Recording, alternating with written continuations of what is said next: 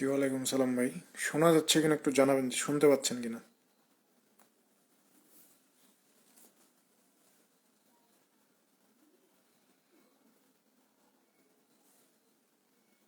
জি ভাই, ভালো আছে আলহামদুলিল্লাহ।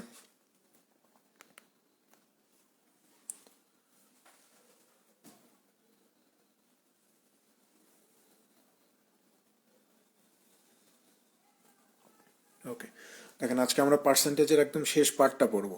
ঠিক আছে, এটা আমাদের শনিবারই পড়ার কথা ছিল, বাট শনিবারে পড়াইতে পারিনি। আজকে পার্সেন্টেজের শেষ পার্টটা পড়বো। 243 নম্বর ম্যাথ থেকে শুরু হবে। Math number 243।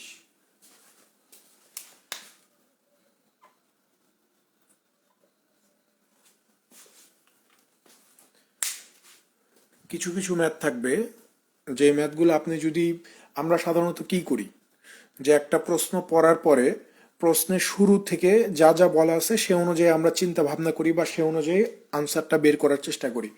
বাট এমন কিছু ম্যাথ থাকবে এই 243-এর মতো, যেই ম্যাথগুলো যদি আপনি শুরুর দিক থেকে চিন্তা করেন তাহলে ম্যাথের সমাধান কঠিন হবে। ঠিক আছে, ম্যাথের সমাধান কঠিন হয়ে যাবে। আর যদি আপনি শেষের দিক থেকে চিন্তা করেন, শেষ থেকে শুরুর দিকে যান, তাহলে ম্যাথের সমাধানটা খুব দ্রুত আপনি বের করতে পারবেন। ঠিক আছে, এই 243 হচ্ছে সেই ধরনের একটা ম্যাথ, যে ম্যাথটা আমরা শেষের দিক থেকে চিন্তা করে করে প্রথমের দিকে যাব। দেখেন 243-এ বলতেছে যে a train starts from station A with some passengers at station B 10% of the passengers get down and 100 passengers get in. At station C 50% get down and 25 get in. At station D 50% get down and 50 get in, making the total number of passengers 200. The number of passengers who boarded the train at station A. বলা হচ্ছে যে station এ থেকে কিছু সংখ্যক যাত্রী নিয়ে একটা train যাত্রা শুরু করছে। বি স্টেশনে পৌঁছার পর 10% যাত্রী নেমে যাবে এবং 100 জন নতুন যাত্রী উঠবে। সি স্টেশনে 50% যাত্রী নেমে যাবে, 25 জন যাত্রী উঠবে। ডি স্টেশনে 50% যাত্রী নেমে যাবে এবং 50 জন যাত্রী উঠবে। এর ফলে ট্রেনে যাত্রীর সংখ্যা দাঁড়াবে 200 জন। আমাদেরকে বের করতে হবে যে the number of passengers who boarded the train at station A was, অর্থাৎ স্টেশন এ থেকে কতজন যাত্রী নিয়ে ওই ট্রেনটা যাত্রা শুরু করেছিল, এটা আমাকে বের করতে হবে। তো খেয়াল করেন, আমরা একদম স্টেশন ডি থেকে চিন্তা করাটা শুরু করব, তাহলে আমাদের চিন্তাটা সহজ হবে। যেমন স্টেশন ডিতে কি হয়েছে, স্টেশন ডিতে কি হয়েছে খেয়াল করেন।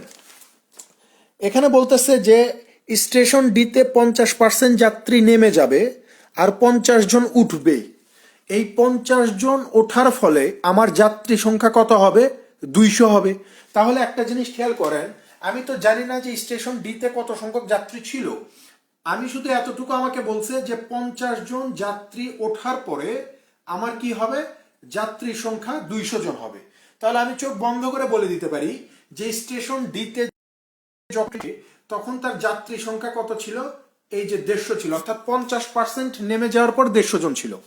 স্টেশন ডিতে 50% যাত্রী নেমে যাওয়ার পরে 150 জন যাত্রী ট্রেনে ছিল। সেখানে আরো 50 জন যাত্রী ওঠার ফলে যাত্রী সংখ্যা কত হয়ে গেছে? 200 হয়েছে।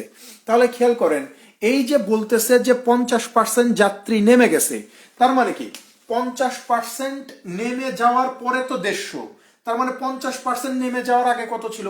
150 ডাবল, অর্থাৎ কতজন ছিল? 300 জন ছিল। 300 জন ছিল। ঠিক আছে, এখন এই যে দেখেন সিতে কি বলতেছে যে at station C 50% get down and 25 get in. Station সিতে 50% নেমে যাবে আর কি হবে? 25 জন উঠবে। তাহলে স্টেশন সিতে আপনার 25 জন যাত্রী ওঠার পরে যাত্রী সংখ্যা কত হবে? এই যে 300 হবে। তার মানে ওই যে বলছে যে 50% যাত্রী নেমে যায়, তাহলে 50% যাত্রী নেমে যাওয়ার আগে কত ছিল? আমরা বলবো যে ভাই এই যে 275 জন ছিল। 50% নেমে যাওয়ার পরে যাত্রী সংখ্যা ছিল 275, তারপরে 25 জন উঠছে, তখন আমার কত হয়ে গেছে? 300 হয়েছে। তাহলে একটা জিনিস খেয়াল করেন যে 50% নেমে যাওয়ার পরে যদি 275 হয়, তাহলে 50% নেমে যাওয়ার আগে কত ছিল? আপনি বলবেন যে 275-কে ডাবল করে দেন। 275-কে ডাবল করলে আমরা কত পাই? এই যে 550 পাই। 550। এখন দেখেন এরপরে বলতেছে যে অ্যাট স্টেশন বি স্টেশনে 10% অফ প্যাসেঞ্জার্স গেট ডাউন, 10% নেমে যাবে এবং 100 জন যাত্রী উঠবে। অর্থাৎ এই যে 100 জন যাত্রী ওঠার পরে 100 জন যাত্রী ওঠার পরে আমার কত হবে? 550 হবে। তার মানে এই 100 জন যাত্রী ওঠার আগে আমার কত ছিল? আপনি বলবেন যে 450 ছিল। এই 450 হচ্ছে কার মান? ওই যে বলতেছে যে 10% যাত্রী নেমে যাওয়ার পরে, অর্থাৎ 10% যাত্রী নেমে যাওয়ার পরে যাত্রীর সংখ্যা ছিল 450, তার সাথে 100 অ্যাড হয়ে আমার কত হয়ে গেছে? 150 হয়েছে। তাহলে খেয়াল করেন স্টেশন এ থেকে ধরে নিচ্ছি যে আমি 100% যাত্রী নিয়ে যাত্রা শুরু করছি। স্টেশন বিতে আমার 10% যাত্রী যদি নেমে যায় তাহলে আমার যাত্রী সংখ্যা কত ছিল? 90% ছিল। 90%, এই 90%-এর ভ্যালুটাই হচ্ছে 450। কারণ বলতেছে যে স্টেশন বিতে 10% যাত্রী নেমে যাওয়ার পরে 100 জন যাত্রী উঠবে, তখন আমার হয়ে যাবে কত? 550। তার মানে এই যে 90%-এর ভ্যালু হচ্ছে আমার কত? এই 450 জন। প্রশ্নে জিজ্ঞাসা করছে যে কতজন যাত্রী নিয়ে স্টেশনে থেকে যাত্রা করে? এই যে 100% নিয়ে যাত্রা শুরু করে। তাহলে 450 গুণন 100 ডিভাইডেড হচ্ছে 90, এটার ভিতরে 5 বার, 5 আর 100 গুণ করলে হয়ে যাবে কত? 500। অর্থাৎ স্টেশনে থেকে 500 জন যাত্রী নিয়ে ওই ট্রেনটা যাত্রা শুরু করেছিল। আপনাকে পিছন দিক থেকে যেতে হবে, তাহলে আপনি এইভাবে খুব ইজিলি বের করতে পারবেন।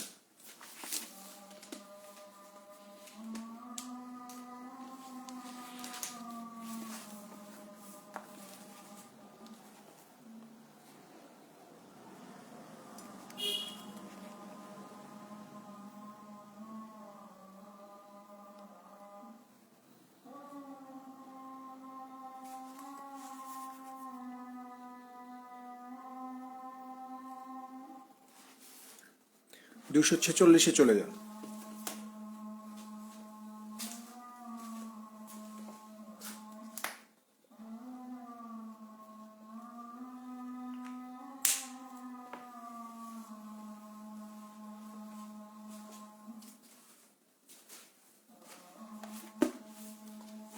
দেখেন 246-এ কি বলতেছে যে Raju's monthly salary is 20% more than Anju's monthly salary.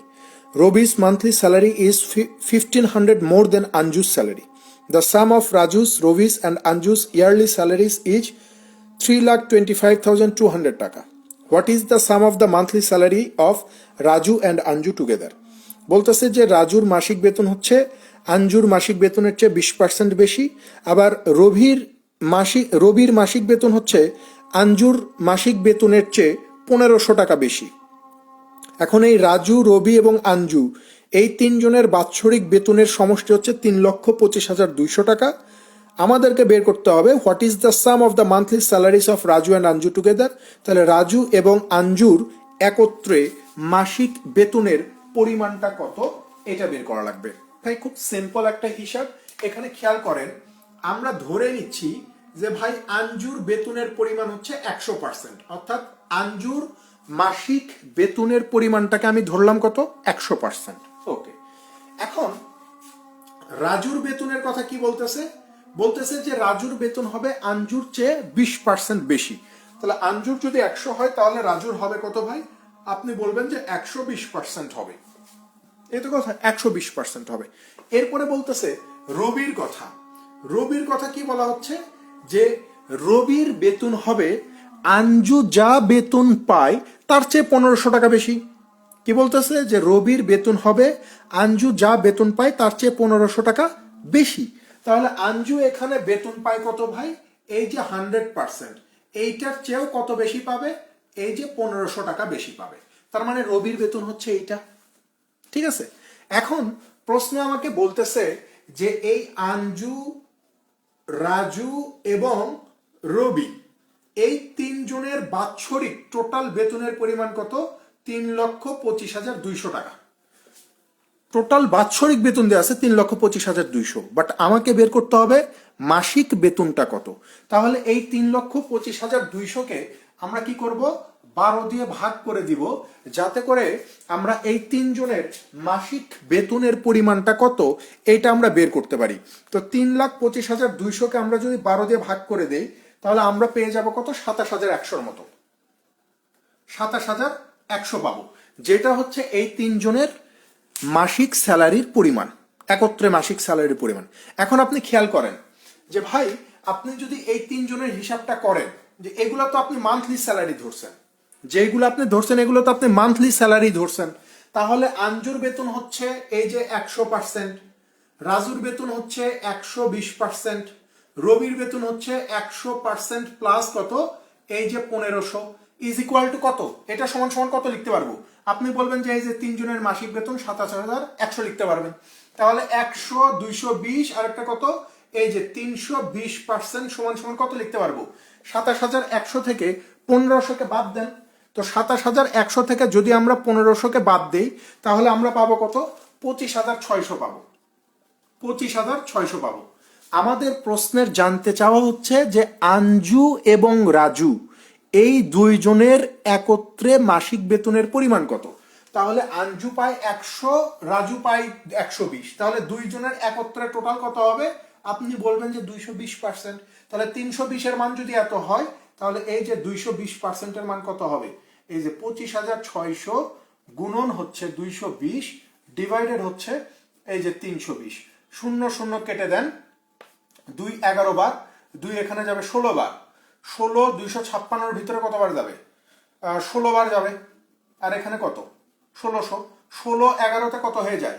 176 হয়, আর এই যে 2 শূন্য, অর্থাৎ 17,600 টাকা হচ্ছে এই দুইজনের মাসিক বেতনের পরিমাণ। 17,600 টাকা হচ্ছে রাজু আর হচ্ছে আঞ্জুর মাসিক বেতনের পরিমাণ।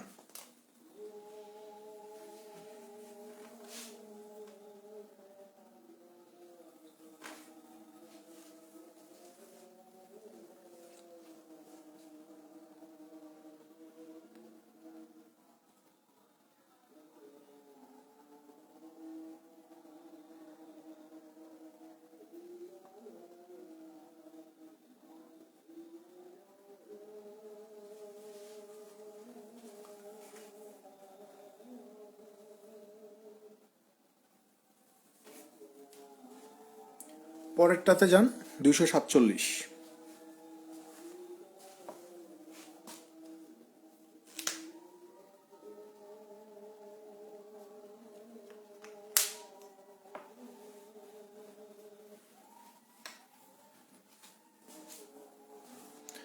আপনাদের কমেন্ট কি আমি দেখতে পাচ্ছি না, নাকি আপনারা কমেন্ট করতেছেন না? লাস্ট একজন শুধু কমেন্ট করছে, সেটা দেখা যাচ্ছে।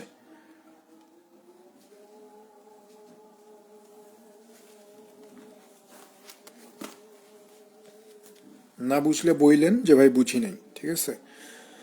247-এ বলতেছে যে এ সাম অফ টাকা 2,236 is divided among A, B and C in such a way that A receives 25% more than C and C receives 25% less than B. What is A's share in the account? এখানে বলা হচ্ছে যে A B C এই তিনজন মিলে, মানে এই তিনজনের মধ্যে এ বি সি এই তিনজনের মধ্যে 2,236 টাকা ভাগ করে দেওয়া হবে। তো বলতেছে যে কিভাবে ভাগ করবেন, কে কত টাকা পাবে?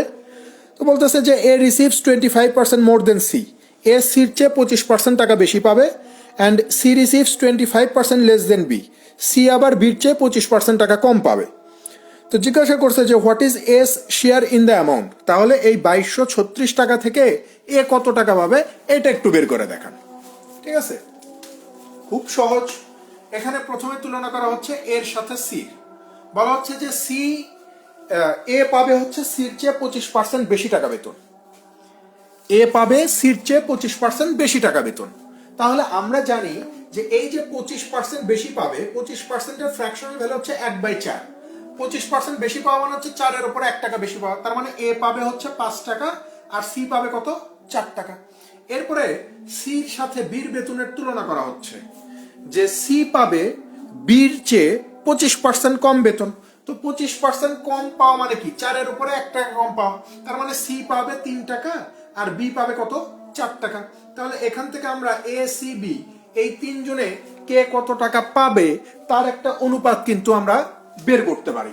ঠিক আছে, তাহলে এই যে 3 5-এ কত হয়ে যায়, 15 হয়ে যায়, 4 4-এ 16 হয়ে যায়, এটা 4 গুণ, তার মানে এটা 4 গুণ হয়ে কত হয়ে যাবে, 12 হয়ে যাবে।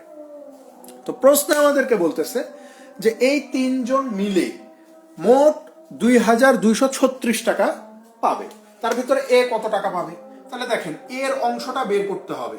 টোটাল কত? 15, 12, 27, 27 আর 16তে 43, টোটাল হচ্ছে 43 টাকা, যার ভিতরে 15 টাকা পাবে এ। আর প্রশ্নের টোটাল কত? 2236 টাকা। এটার ভিতরে যাবে 52 বার, 52 আর 15 গুণ করলে 780 টাকা বেতন হয়ে যায়। যে এ পাবে কত টাকা? 780 টাকা।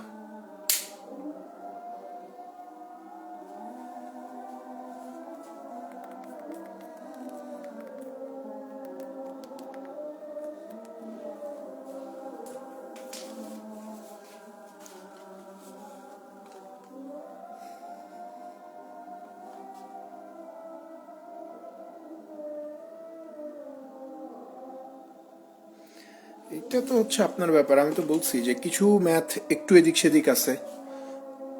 আপনি যদি লাইভ ক্লাস করতে চান তাহলে ভর্তি হবেন, আর যদি বলেন যে না আমার রেকর্ডেডই যথেষ্ট, তাহলে রেকর্ডেড করে নেবেন ওইটা। এখানে বলা হচ্ছিল যে তিনজন মানুষ আছে, তার ভিতরে প্রথমে এ আর সির কথা বলা হচ্ছিল যে সি যত টাকা পাবে তার চেয়ে এ 25% টাকা বেশি পাবে। তো আমরা যদি ধরে নেই যে ভাই সি 100 টাকা পাবে, তাহলে এ পাবে কত? 125 টাকা। তো এই 125 আর 100কে ছোট করে আমরা কত লিখতে পারি? 25 দিয়ে ভাগ করলে এখানে হয়ে যাবে হচ্ছে আপনার 5 টাকা, আর এখানে হয়ে যাবে 4 টাকা। ঠিক আছে। তারপরে সির সাথে বির টাকার তুলনা করা হচ্ছিল, বলতেছে যে বি যা পাবে তার চেয়ে 25% টাকা কম পাবে সি। তাহলে বি যদি 100 টাকা পায়, তাহলে সি পাবে 25% কম, অর্থাৎ 75 টাকা। 25 দিয়ে ভাগ করে দিলে 3 25-এ 75, 4 25-এ 100। এখান থেকে এদের ইন্ডিভিজুয়াল রেশিও বের করতে পারি এ সি বি। এটা আমি আগে শিখাইছি। 4 আর 4 গুণ করে দিবেন, শেষেরটা বের হয়ে যাবে 16। 5 আর 3 গুণ করে দিবেন, প্রথমটা বের হয়ে যাবে 15। অনুপাতের রাশিগুলো সমান হারে বাড়ে, সমান হারে কমে। এইটা 4 গুণ হয়েছে, তার মানে এটা 4 গুণ হয়ে কত হয়ে যাবে? 3 4 12 হয়ে যাবে। প্রশ্নে বলতেছে যে এ বি সি তিনজন মিলে পাবে কত? 2236 টাকা পাবে। আর এখানে এই তিনজন মিলে কত টাকা পাইছে আমরা হিসাব করে দেখি। তিনজন মিলে পাইছে 43 টাকা। সো আমাদের এখানে যেটা 43 প্রশ্নে, সেটা কত? 2236। তাহলে এক পার্ট সমান সমান কত? 43 দিয়ে 2236কে ভাগ করলে 52 বার ভাগ যায়। ঠিক আছে। আমাদের বের করতে হবে যে বি এ কত টাকা পাবে, মানে 15-এর মান কত। তাহলে 15 পার্ট কত হবে? 52 আর 15 গুণ দিলে এই যে 780 টাকা হয়ে যায়। ঠিক আছে। 780 হচ্ছে এই প্রশ্নের সঠিক উত্তর।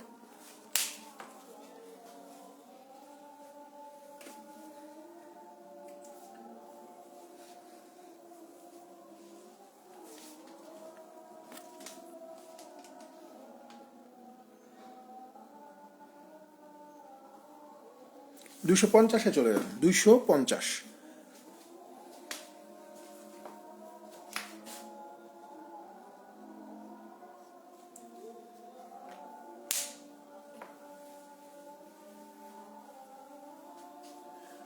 যারা ভর্তি হবেন ক্লাস শুরুর আগেই হয়ে যায়, কারণ আপনারা জানেন আমি আমার কোর্সে কখনোই কাউকে ওইভাবে বলে না যে আপনি ভর্তি হন। আপনার মন চাইলে ভর্তি হবেন, মন না চাইলে ভর্তি হবেন না।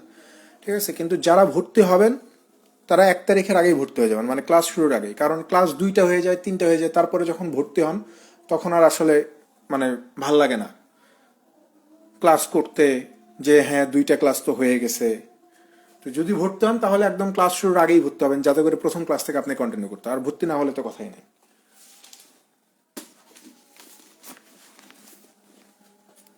হ্যাঁ, 250-এ বলা হচ্ছে যে in an examination the percentage of students qualified to the number of students appeared from school A 70%।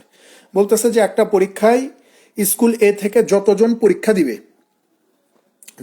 পরীক্ষা দিবে তার 70% কোয়ালিফাই করবে, অর্থাৎ পাশ করবে। In school B, the number of students appeared is 20% more than the students appeared from school A, and the number of students qualified from school B is 50% more than the student qualified from school A. বলতেছে যে school B থেকে school এর তুলনায় 20% বেশি শিক্ষার্থী পরীক্ষায় অংশগ্রহণ করবে, এবং স্কুল এর চেয়ে স্কুল বিতে পাশ করা শিক্ষার্থীর সংখ্যা 50% বেশি হবে। এরপরে বলতেছে যে what is the percentage of students qualified to the number of students appeared from school B. তাহলে স্কুল বি থেকে যতজন শিক্ষার্থী পরীক্ষায় অংশগ্রহণ করেছিল তার মধ্যে কত শতাংশ শিক্ষার্থী পরীক্ষায় পাশ করে এইটা আমাকে বের করতে বলছে। তাহলে আমি ধরে নিচ্ছি ভাই, আমি ধরে নিচ্ছি যে স্কুল এ থেকে টোটাল অংশগ্রহণ করে হচ্ছে 100 জন, 100 জন। আর স্কুল বি থেকে পরীক্ষায় অংশগ্রহণ করবে কতজন? বলতেছে যে স্কুল এর চেয়ে 20% বেশি, অর্থাৎ এখানে 100 জন করছে, তার মানে এখানে 120 জন অংশগ্রহণ করবে। এখানে পাশ করবে কতজন? এখানে পাশ করবে কতজন? প্রশ্নে বলতেছে যে 70% শিক্ষার্থী পাশ করবে, তার মানে 100 জনে 70 জন পাশ করবে। আর স্কুল বি থেকে কতজন পাশ করবে? বলা হচ্ছে যে স্কুল এ তে যা পাশ করছে, স্কুল এ তে যতজন পাশ করছে তার 50% বেশি পাশ করবে স্কুল বি তে। তার মানে কি, এই স্কুল এ তে পাশ করছে 70 জন, এই 70 প্লাস 50% বেশি, এই 70-এর 50% কত? 35। তার মানে 70-এর উপরও আরো 35 জন বেশি স্কুল বি থেকে পাশ করবে। তাহলে টোটাল পাশ করবে কতজন? আপনাকে বলা হচ্ছে যে 105 জন শিক্ষার্থী পরীক্ষায় পাশ করবে। আমাদের কাছে ওরা জানতে চাইছে যে এই যে স্কুল বি থেকে 120 জন পরীক্ষায় অংশগ্রহণ করলো, এইটার ভিতরে পাশ করলো 105 জন, এটা শতকরাই কত এইটা দেখাও। তাহলে 120-এর পাশ করলো 105 জন, এইটাকে শতকরায় দেখাতে বলছে। 20 এটার ভিতরে 5 বার, এটার ভিতরে 6 বার, 3 35 বার, 3 2 বার, 5 35-এ হচ্ছে 175, 175-কে 2 দিয়ে ভাগ করলে আমরা পাবো 87.5%। অর্থাৎ স্কুল বি থেকে 87.5% শিক্ষার্থী পাশ করে। হ্যাঁ, ভর্তি অলরেডি শুরু হয়ে গেছে। আপনাদের এই গ্রুপের মানে ভর্তির পোস্ট পিন করা আছে, এটা দেখে নিয়ে ওইভাবে ভর্তি হইতে পারে।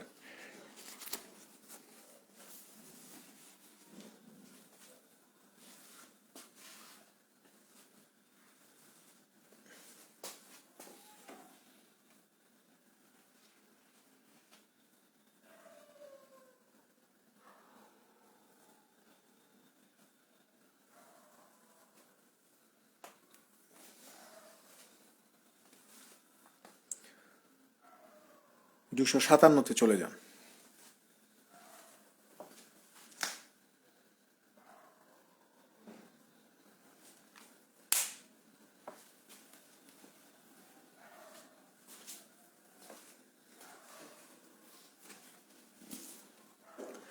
দেখেন 257-তে কি বলতেছে যে the price of an article was increased by R%। বলতেছে যে একটা জিনিসের দাম R% বৃদ্ধি পাবে।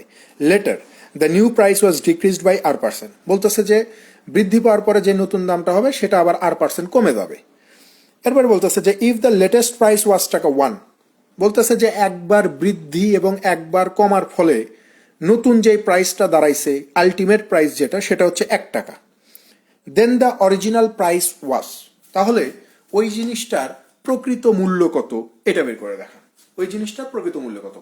দেখেন, একটা জিনিস মাথায় রাখবেন, সেটা হচ্ছে যে পার্সেন্টেজে যখন কোনো কিছু বৃদ্ধি পাবে, সেটা যাই হোক, সেটা কিন্তু 100-র ওপর বৃদ্ধি পাবে। বা যখন কোনো কিছু কমে তখন কিন্তু সেটা 100 থেকে কমে, তাই না? আমরা পার্সেন্টেজ তো করতেছি। যখন কোনো কিছু বাড়বে সেটা 100 থেকেই বাড়বে, আর যখন কোনো কিছু কমবে সেটা 100 থেকেই কমবে। এই তো হয়। তাহলে এখানে এই যে বলছে যে অরিজিনাল প্রাইসটা কত এটা বের করেন, তো আমি ধরে নিচ্ছি যে আমার অরিজিনাল প্রাইস হচ্ছে পি টাকা। অরিজিনাল প্রাইস কত টাকা ভাই? পি টাকা ধরে নিচ্ছি, পি টাকা।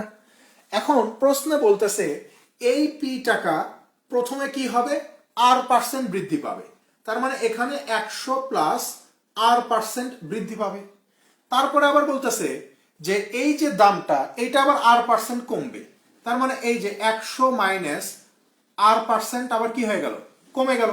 তাহলে এই যে পি টাকা একবার R% বৃদ্ধি পাইলো, আবার R% কমে গেল, যাওয়ার পরে আলটিমেট যে মূল্যটা আমরা পাবো সেটা হচ্ছে 1 টাকা পাবো। আলটিমেট যে মূল্যটা পাবো সেটা কত টাকা পাবো ভাই? 1 টাকা পাবো। তো আমাকে এখান থেকে পির ভ্যালুটা বের করতে হবে যে পি সমান সমান কত। তো পি সমান কত এটা আমি বলতে পারবো না, এখানে খুব ইজিলি বলতে পারবো। কিভাবে? এখানে দেখেন এই যে পার্সেন্টেজ দিছি না, পার্সেন্টেজ মানে হচ্ছে 100 প্লাস আর এর নিচে 100 আছে। এখানে এই যে দেখেন পার্সেন্টেজ দিছি না, তার মানে এই 100 মাইনাস আর এর নিচে কি আছে? 100 আছে। তাহলে আমরা যখন এগুলোকে সমানের ওই পাশে পার করে দিব, তাহলে 1 গুণন 100 ডিভাইডেড এই যে 100 প্লাস আর গুণন এই যে 100টা সমানের ওই পাশে উপরে চলে যাবে, নিচে কত, এই যে 100 মাইনাস আর, তাহলে পি সমান সমান কত হবে ভাই, 100 আর 100 গুণ করলে 10,000 হয়ে যায়। আর নিচে দেখেন আমরা সবাই একটা সূত্র জানি বীজগণিতের, সেটা হচ্ছে যে square minus B square equal to A plus B into A minus B. তো দেখেন এখানে কি বলা আছে, 100 plus R into 100 minus R, তার মানে কি এটা A plus B A minus B আমি ধরতে পারি না। তো এটা যদি এ প্লাস বি আর এটা যদি এ মাইনাস বি হয়, তাহলে এ plus B into A minus B সমান সমান কত, এই যে স্কোয়ার মাইনাস বি স্কোয়ার। এখানে আমার এ মানে হচ্ছে 100 আর বি মানে হচ্ছে আর, তাহলে স্কোয়ার মানে হচ্ছে এই যে 100-র উপরে স্কোয়ার, 100-র উপরে স্কোয়ার মানে কি 10,000, তাহলে এই যে 10,000 আর বি মানে হচ্ছে আর, তাহলে বি স্কোয়ার মানে হচ্ছে এই যে আর এর উপরে স্কোয়ার, তাহলে এই যে আর এর উপরে স্কোয়ার। তো প্রশ্নে জানতে চাইছিল যে আমার অরিজিনাল প্রাইসটা কত, প্রকৃত মূল্যটা কত। তো আমার প্রকৃত মূল্য হচ্ছে 10,000 ডিভাইডেড 10,000 মাইনাস আর স্কোয়ার।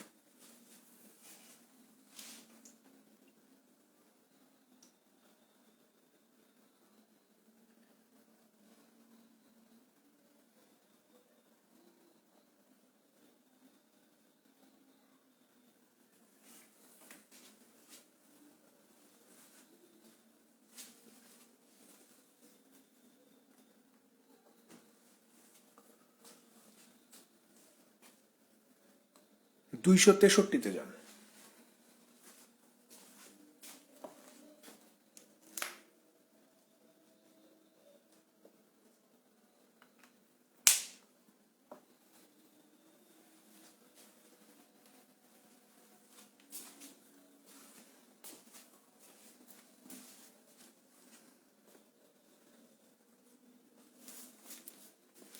আমি যদি আপনাকে বলি যে ধরে নেন যে একটা জিনিসের দাম হচ্ছে, অরিজিনাল প্রাইসটা হচ্ছে 100 টাকা, 100 টাকা। তো এই 100 টাকাকে আপনি প্রথমে 10% বৃদ্ধি করবেন, তখন আপনি কি করবেন, 110 বা 100 লিখতেন না, গুণই তো আপনাকে করতে হবে এখানে, এখানে গুণ না করে আপনি তো অন্য কোনো উপায় নাই। তারপরে আবার আপনাকে বললাম যে আপনি 10% কমায় দেন, তখন আপনি কি লিখতেন, এখানে 90/100 লিখতেন না, তাহলে গুণ কেন করব না। ধরে নেন যে এইটার পরে একবার দাম বৃদ্ধি হয়েছে আর একবার দাম কমার পরে ধরেন দাম হয়েছে 96 টাকা, কথার কথা। তাহলে আপনি যদি এই 100-র ভ্যালুটা বের করতে চান, তাহলে আপনাকে কি করতে হবে, এই যে 96 গুণন 100 সমানের বাম পাশে নিচে ছিল, এটা উপরে চলে যাবে, এটা নিচে চলে যাবে, এটা উপরে চলে যাবে, 96 নিচে চলে যাবে। তো আপনাকে তো গুণই করতে হবে, গুণ ছাড়া তো অন্য কোনো বুদ্ধি নেই।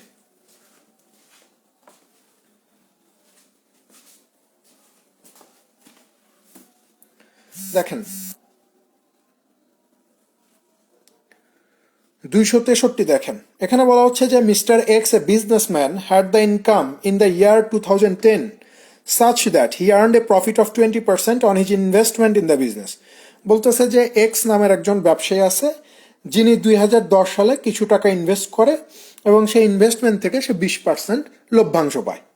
এখন বলতেছে যে ইন দ্য ইয়ার 2011 সালে his investment was less by 5,000 টাকা। 2011 সালে তার বিনিয়োগের পরিমাণ 2010-এর চেয়ে 5,000 টাকা কম ছিল, but still had the same income, কিন্তু তার ইনকামটা 2010-এর মতোই ছিল, সমান ছিল। তো এখানে ওরা ইনকাম বলতে যে জিনিসটা বুঝাইছে সেটা দিছে, যে ইনকাম সমান সমান হচ্ছে বিনিয়োগ প্লাস মুনাফা। এরপর বলতেছে যে does the percent profit earned in 2011 increased by 6%। বলতেছে যে 2011 সালে লাভের পরিমাণ কত হয়ে যাবে, বৃদ্ধি পেয়ে 6% হয়ে যাবে। What was the investment in 2010, তাহলে 2010 সালে তার বিনিয়োগের পরিমাণ কত ছিল, 2010-এ তার বিনিয়োগের পরিমাণ কত ছিল। একটু খেয়াল করেন, যদি বুঝে যায় না একবার, তাহলে এটার মানে শুরুই করব আমরা অন্যরকম একটা জায়গা থেকে। একটু খেয়াল করেন, আগে আগে বিষয়টা বোঝেন। এখানে দুইটা সাল আছে, একটা হচ্ছে আপনার 2010 সাল, আরেকটা হচ্ছে আপনার 2011 সাল, ঠিক আছে। তো 2010 সালে তার ইনভেস্টমেন্টের পরিমাণ কত এইটা আমরা জানি না। 2010 সালে সে কত টাকা বিনিয়োগ করছে আমি জানি না, তা আমি ধরে নিচ্ছি ভাই যে 2010 সালে সে বিনিয়োগ করছে এক্স টাকা। 2010 সালে তার বিনিয়োগ কত, এক্স টাকা। তারপরে বলতেছে যে এই বিনিয়োগ থেকে সে প্রফিট পাবে। কত প্রফিট পাবে? বলতেছে যে ভাই 20% প্রফিট পাবে, 20% প্রফিট পাবে, তাই না? এবং প্রশ্নে বলতেছে যে তাহলে এই দুইটাকে যদি আপনি যোগ করে দেন, তার বিনিয়োগের পরিমাণ আর তার মুনাফার পরিমাণকে যদি আমরা যোগ করে দেই, তাহলে আমরা কি পাবো? ইনকাম পাবো, ইনকাম পাবো। তাহলে ইনকামটা কত হবে? ইনকামটা কত হবে? আপনি বলবেন যে ভাই এক্স প্লাস 20% অফ এক্স, এই তো বলবেন। তো এইটা একবারেই বলা যায়। এই যে কিছুক্ষণ আগে একটা কথা বলছি, যখন পার্সেন্টেজে কোনো কিছু বাড়বে তখন 100 থেকেই বাড়বে, তাই না? 100 থেকেই বাড়বে। এইটা ক্যালকুলেশন করাও যা। আবার যদি আপনি একবার বুঝতে পারেন যে 100 থেকেই বাড়বে, তাহলে বুঝে নেবেন যে এই যে 20% আমার প্রফিট হবে, বৃদ্ধি হচ্ছে 20%, লাভ করতেছি, সেটা 100-র উপরই পাবে। তো 100-র উপরে যদি 20 টাকা লাভ করি, তার মানে এখানে কত লাভ হবে? 120x হবে, 120x বা 120% অফ এক্স। নিচে এই যে পার্সেন্টেজের বদলে 100 দিয়ে দেন। এই তো কাহিনী। তাহলে তার ইনকাম 2010 সালে হচ্ছে এত। এখন আসেন 2011 সালের কথা বলি। 2011 সালে তার ইনভেস্টমেন্টটা কত ছিল? 2011 সালে তার ইনভেস্টমেন্ট কত ছিল? বলতেছে যে 2010 সালে যা বিনিয়োগ ছিল তার থেকে 5,000 টাকা কম। 2010-এ যা বিনিয়োগ করছে তার থেকে 5,000 টাকা কম। তার মানে 2011 সালে তার ইনভেস্টমেন্টের পরিমাণ কত? এক্স থেকে এই যে 5,000 টাকা কম। এখন আসেন প্রফিট। প্রফিট কত? একদম প্রশ্নের শেষে দেখেন, প্রশ্নের শেষে বলা আছে যে তার প্রফিট 2010-এর চেয়ে 6% বৃদ্ধি পাবে। তো 2010-এ ছিল 20 টাকা বা 20% প্রফিট, এটা 6% বৃদ্ধি পেয়ে কত হয়ে যাবে? এই যে 26% হয়ে যাবে। এই তো কথা। তাহলে এই যে ইনকামটা কত হবে? ইনকাম মানে হচ্ছে এই দুইটা যোগ করে দেয়া, বিনিয়োগ আর লভ্যাংশকে যোগ করে দিলে আমরা ইনকাম পাবো, যেটা প্রশ্ন উল্লেখ করে দিছে। তাহলে 2011 সালে তার ইনকাম কত টাকা হবে ভাই? আপনি বলবেন যে ভাই 126%, 126% অফ এই যে এক্স মাইনাস 5,000 টাকা, 126% অফ এক্স মাইনাস 5,000 টাকা। এখন প্রশ্নে আপনাকে বলে দিচ্ছে যে 2011 সালে এই যে 5,000 টাকা কম বিনিয়োগ করার কারণে 2010 সালে তার ইনকাম যা ছিল 2011 সালেও তার ইনকাম সেম থাকবে, একই থাকবে। তাহলে আমি বলতে পারি এই যে 2010 সালের ইনকাম আর 2011 সালের ইনকাম, এই দুইটা কি সমান না ভাই? এই দুইটা কি হবে? সমান সমান হবে, কারণ প্রশ্নই বলে দিচ্ছে যে দুইটা ইনকাম কি হবে? সমান হবে। তাহলে আমি যদি এখন এই দুইটাকে সমান করে একটা ইকুয়েশন তৈরি করে দেই, আমি যদি এই দুইটাকে সমান করে একটা ইকুয়েশন সাজাই যে 120x এর 100 সমান সমান হচ্ছে 126/100 ইন্টু এক্স মাইনাস 5,000 টাকা। তাহলে দেখেন এই 100 কেটে যাবে, এই যে 120x সমান সমান 126x মাইনাস 126 গুণন 5,000, ঠিক আছে? তাহলে খেয়াল করেন 126x থেকে 120x যদি বাদ দেই তাহলে কত হবে? 6x হবে না? মাইনাস এটা এই পাশে পজিটিভ হয়ে যাবে, অর্থাৎ 126 গুণন 5,000, 6 126-এর ভিতরে যাবে 21 বার। তাহলে এই যে x এর মান কত? 5,000 দিয়ে 21-কে গুণ করে দিলে 5 21-এ 105 আর 1 2 3, এই যে তিনটা শূন্য। তো প্রশ্ন তো আমাকে এইটাই জিজ্ঞাসা করছে ভাই যে কোথায় গেল, যে 2010 সালে আমার ইনভেস্টমেন্টের পরিমাণ কত ছিল? 2010 সালে আমার ইনভেস্টমেন্টের পরিমাণ কত ছিল? তাহলে 2010 সালে ইনভেস্টমেন্টের পরিমাণ ধরছি কত? এক্স টাকা। এই এক্স এর ভ্যালুটা কত বের হয়েছে? 1,05,000 টাকা, ঠিক আছে? এই 1,05,000 টাকা হচ্ছে প্রশ্ন সঠিক উত্তর। মাইনাস হবে, প্লাস তো হওয়ার কোনো প্রশ্নই আসে না, কারণ প্রশ্নে বলছে যে 2010 সালে যা বিনিয়োগ করবে 2011 সালে তার থেকে 5,000 কম বিনিয়োগ করবে, আর কম মানেই হচ্ছে বিয়োগ করতে হবে।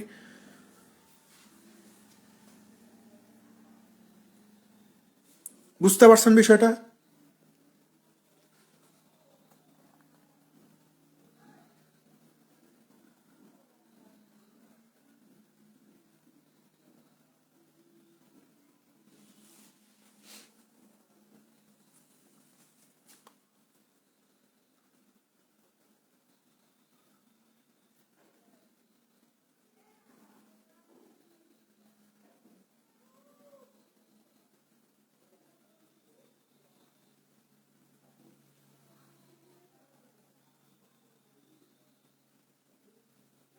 কোথায়? ইনকাম বের করতে হবে, প্রফিট আর ইনভেস্টমেন্ট।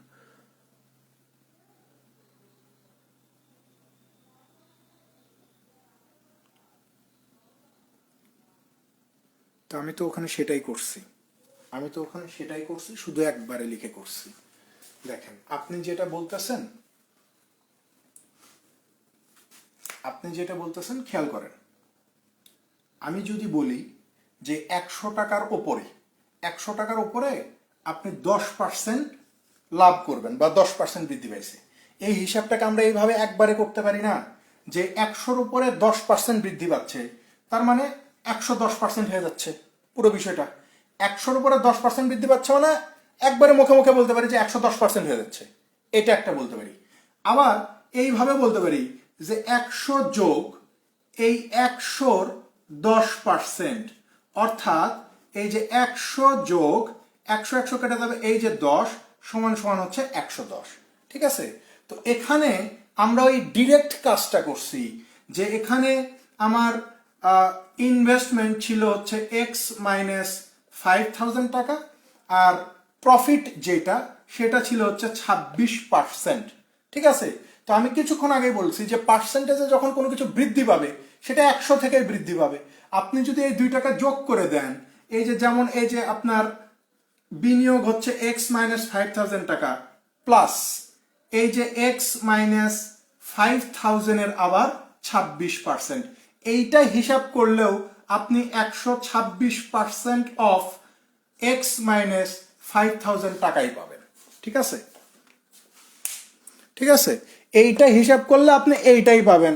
এইটা করতে গেলে অযথা আপনার সময় নষ্ট হবে। তো যেহেতু আমরা বুঝতেই পারতেছি বিষয়টা, এই জন্য আমি একবারে করে দিছি। বোঝা গেছে?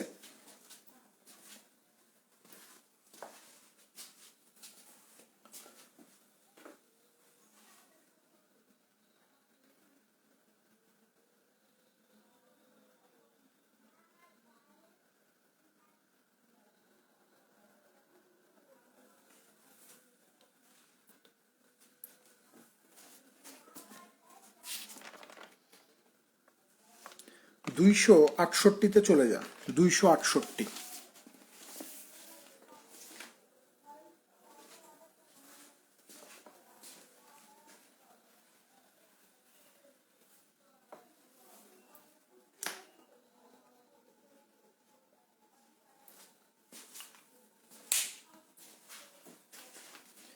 দেখেন 268 নম্বর এরা কি বলতেছে যে the ticket for admission to an exhibition was টাকা 5 and it was later reduced by 20%। বলতেছে যে একটা মেলার টিকিটের দাম হচ্ছে 5 টাকা, পরবর্তীতে এই টিকিটের দাম 20% কমে যায়। As a result the sale proceeds of tickets increased by 44%।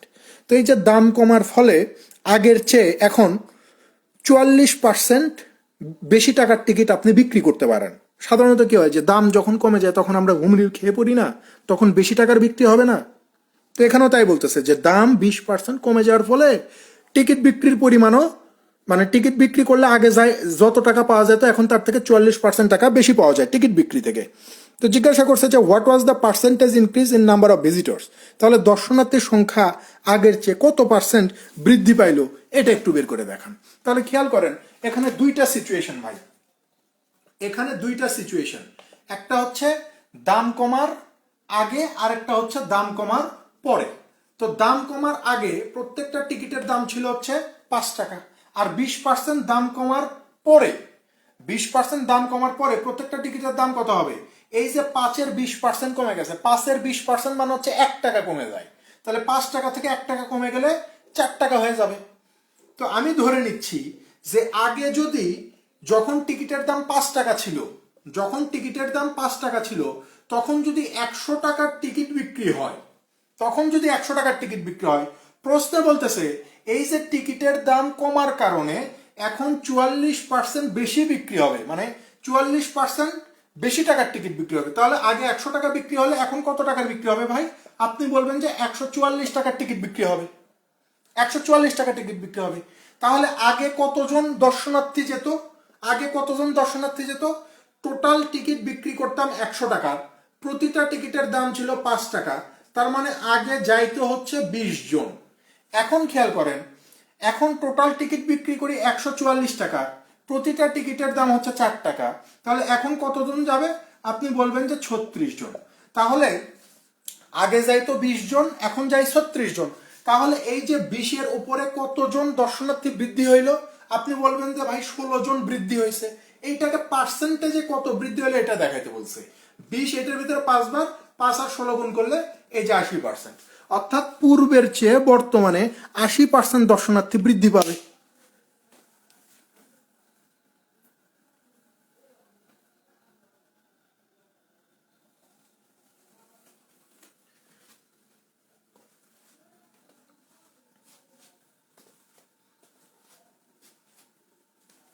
পরেরটাতেই যান, 69।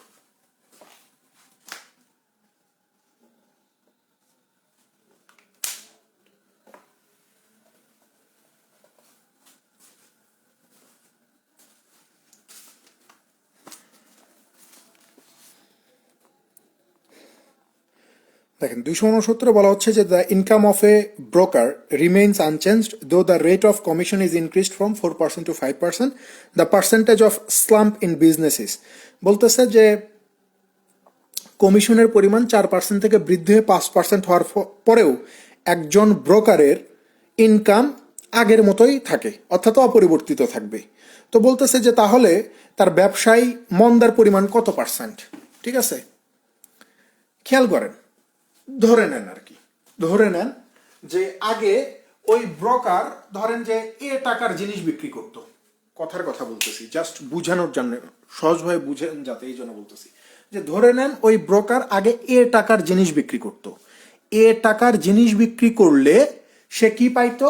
এ টাকার জিনিস বিক্রি করলে সে 4% কমিশন পাইতো, 4% কমিশন।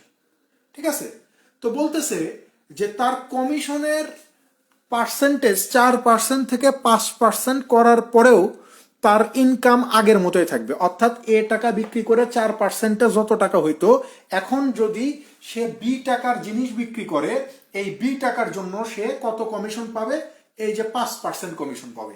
বলতেছে যে এখান থেকে যদি সে 100 টাকা কমিশন পায়, এখান থেকেও সে কত টাকা কমিশন পাবে? 100 টাকা। অর্থাৎ দুই পাশের ইনকাম কি হবে? সমান হবে। দুই পাশের ইনকাম কি হবে? সমান হবে, আনচেঞ্জড থাকবে। তার মানে কি, প্রথম 4% হারে কমিশন তার যা ছিল, এখন 5% হারে তার কমিশনের পরিমাণ ঠিক সেই একই রকমই আছে, কোনো চেঞ্জ নাই। তাহলে আমরা এখান থেকে বলতে পারি না যে ভাই এই 100 আর 100 কেটে যাবে, এখানে তাহলে থেকে যাবে কত? 4A, আর এখানে থেকে যাবে কত? 5B।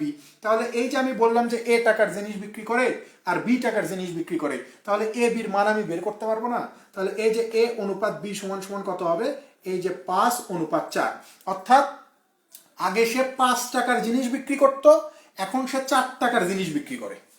আগে সে 5 টাকার জিনিস বিক্রি করত, আর এখন সে 4 টাকার জিনিস বিক্রি করে। তাহলে তার ব্যবসায় মন্দা হচ্ছে না? মন্দার পরিমাণটা কত? আগে 5 টাকা করতো, এখন 4 টাকা করে, তার মানে 5 টাকায় 1 টাকা মন্দা হচ্ছে। এটা পার্সেন্টেজে কত? 520 কত হবে? 100। তার মানে এই যে 20% হচ্ছে তার ব্যবসার মন্দা।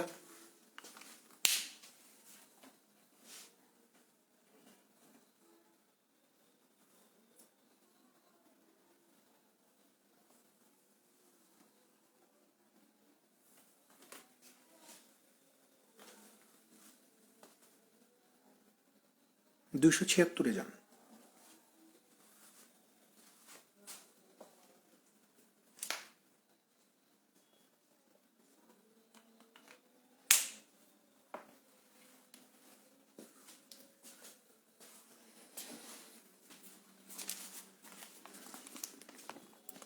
দেখেন 276-এ বলতেছে যে if the numerator of a fraction is increased by 240% and the denominator of the fraction is decreased by 50%, the resultant fraction is 2 whole 5/6. What is the original fraction? বলতেছে যে একটা ভগ্নাংশের নিউমারেটর 240% আর ডিনোমিনেটর 50%, মানে নিউমারেটর 240% বৃদ্ধি পাবে আর denominator 50% হ্রাস পাবে। তাহলে নতুন যে ফ্র্যাকশনটা হবে সেটাও দিছে যে 2/6। তাহলে অরিজিনাল ফ্র্যাকশনটা কত? অরিজিনাল ফ্র্যাকশনটা কত? তো আমি ধরেই নিচ্ছি ভাই যে আমার এখানে অরিজিনাল ফ্র্যাকশনটা হচ্ছে a/b। এ হচ্ছে আমার নিউমারেটর, বি হচ্ছে আমার ডিনোমিনেটর। তো প্রশ্নে আমি কিছুক্ষণ আগেই বলছি যে দেখেন পার্সেন্টেজে যখন কোনো কিছু বাড়বে তখন সেটা 100 থেকে বাড়বে, ঠিক আছে? তাহলে পার্সেন্টেজে বলতেছে যে আমার নিউমিনেটর 240% বৃদ্ধি পাবে। তার মানে কি এ প্লাস 240 যোগ হচ্ছে আমার কত, এই যে 100%, ঠিক আছে? আবার আমার নিউমিনেটর কি পাবে, এ অফ, ঠিক আছে, এ অফ লিখতে হবে, প্লাস না। আবার বির ক্ষেত্রে কি হবে, বলতেছে যে ডিনোমিনেটর 50% কমে যাবে। তার মানে এই যে 100 মাইনাস 50%। তাহলে এই যে উপরেরটা বাড়লো নিচেরটা কমলো, কমার পরে নতুন একটা ফ্র্যাকশন তৈরি হয়েছে, সেটা কত, এই যে 2/5/6, 2/5/6, যেটাকে আমরা বলতে পারি 6 2 12 5 17, 17/6 বলতে পারি, 17/6 বলতে পারি, তাই না? তাহলে এই নিচের পার্সেন্টেজ আর উপরের পার্সেন্টেজ কেটে দেন, তাহলে 240 আর 100 কত হয়ে যায়, 340 এ ডিভাইডেড 100 থেকে 50 বিয়োগ করলে কত হয়ে যায়, এই যে 50 বি ইজ ইকুয়াল টু কত, 17/6। 17 এটার ভিতরে কতবার যাবে, 20 বার যাবে। 10 এখানে 2 বার, 10 এখানে 5 বার, 6 আর 2 কত, এই যে 12 এ, 5 আর বি, এই যে 5 বি। তাহলে এই যে A by B is equal to কত, এই যে 5/12, ঠিক আছে? যে আমার অরিজিনাল ফ্র্যাকশনটা জানতে চাইছে, সো আমার অরিজিনাল ফ্র্যাকশন ধরছিলাম এ বাই বি, আর এ বাই বির মান হচ্ছে 5/12।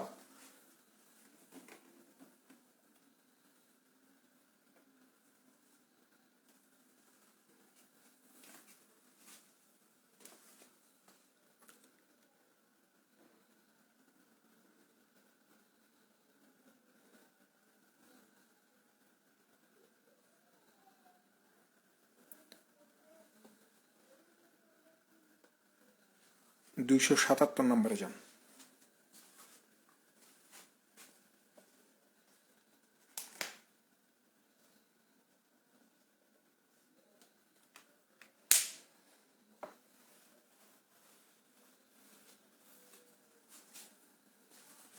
আপনাদের কালকেও ক্লাস হবে, ঠিক আছে? শনিবারের ক্লাসটা আমি কালকে নিব, আর বৃহস্পতিবারে তো আপনাদের শিডিউল ক্লাস থাকবে। শনিবারে যে ক্লাসটা মিস হয়েছে সেটা আগামীকালকে নিয়ে নিব।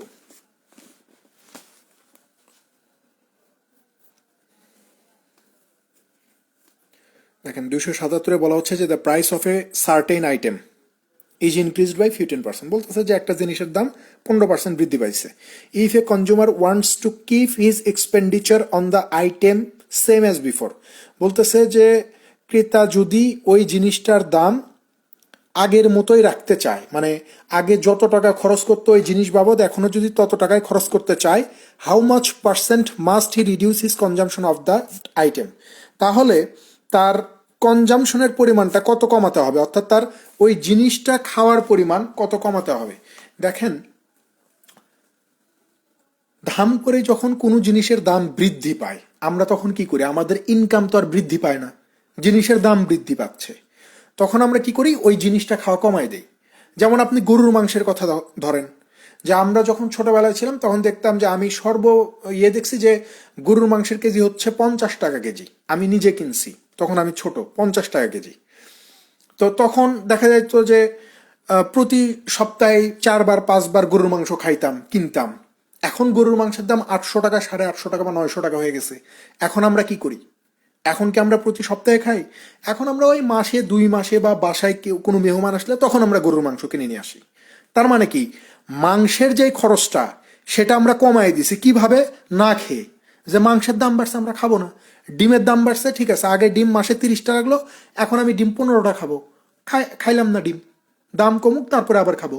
তো এখানেও বিষয়টা সেম, যে একটা জিনিসের দাম ওরা বলতেছে যে 15% বৃদ্ধি পাইছে, এখন আপনি যদি ওই জিনিস বাবদ খরচটা যদি আগের মতোই রাখতে চান তাহলে ওই জিনিসটার খাওয়া আপনাকে কমাতে হবে। তাহলে আপনি খাওয়াটা কত পার্সেন্ট কমাবেন এটা বের করেন। তাহলে খেয়াল করে দেখেন ভাই, এখানে দুইটা জিনিস, একটা হচ্ছে দাম বাড়ার পূর্বের অবস্থা, আর একটা হচ্ছে দাম বাড়ার পরের অবস্থা। আমি ধরে নিচ্ছি যে আগের দাম ছিল 100 টাকা, একটা জিনিসের দাম আগে 100 টাকা ছিল, এখন 15% বৃদ্ধি পাওয়ার পরে 115 টাকা হয়ে গেছে, 115 টাকা হয়ে গেছে। এইটাকে ছোট করে আমরা লিখতে পারি 5 20 100, 5 23 115। তো তো এইটা হইতেছে আপনার প্রাইস রেশিও, ঠিক আছে? প্রাইস রেশিও, এই প্রাইসের সাথে কোয়ান্টিটি রেশিওর একটা সম্পর্ক আছে, কোয়ান্টিটির একটা সম্পর্ক আছে, এটা এগুলো আমরা দেখে আসছি কি বিপরীত সম্পর্ক। অর্থাৎ আগে দাম কম ছিল তখন আমি বেশি খাইতাম, এখন আমার দাম বেশি, এখন আমি কি করব? কম খাবো, কম খাবো, তাই না? তো প্রশ্নে তো আমাকে এটাই বলতেছে যে ভাই তুমি খাওয়াটা কত কমাইলা এইটা একটু আমাকে দেখাও, বা তোমার খরচটা 25%, 25 না, এখানে তো বই 15% লেখা আছে। আপনার যে কোন এডিশন ভাই?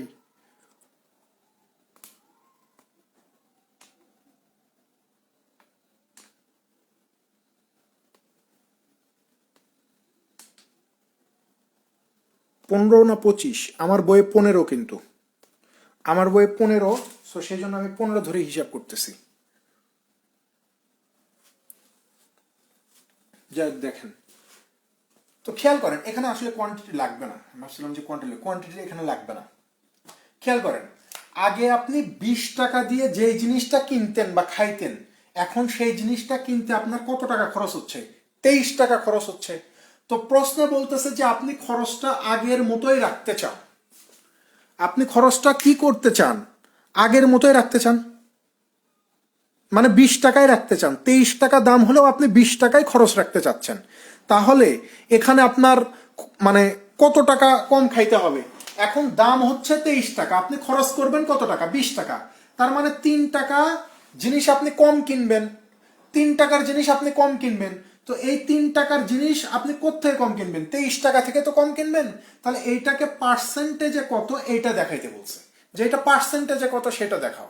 এই যে আমি 3 টাকার জিনিস কম খাচ্ছি, এটা পার্সেন্টেজে দেখাও যে আমি কত পার্সেন্ট জিনিস কম খাচ্ছি বা কত পার্সেন্ট জিনিস কম কিনতেছি। তাহলে 23 এই 100-র ভিতরে সর্বোচ্চ 4 বার যাবে, সর্বোচ্চ 4 বার। তাহলে 3 4 12, অর্থাৎ এখান থেকে যেই ভ্যালুটা পাবো সেটা 12-র চেয়ে কিছু বেশি হবে, 12-র চেয়ে বেশি হবে। তো দেখেন অপশনে কোনটা দেওয়া আছে?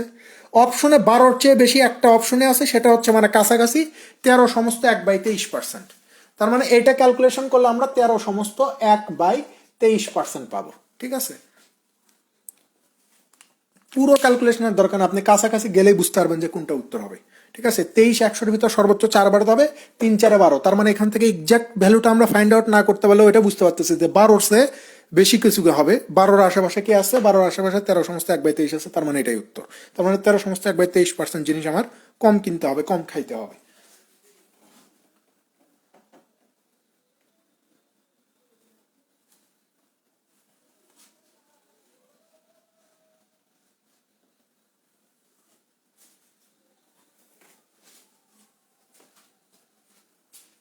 280 নম্বরে যান।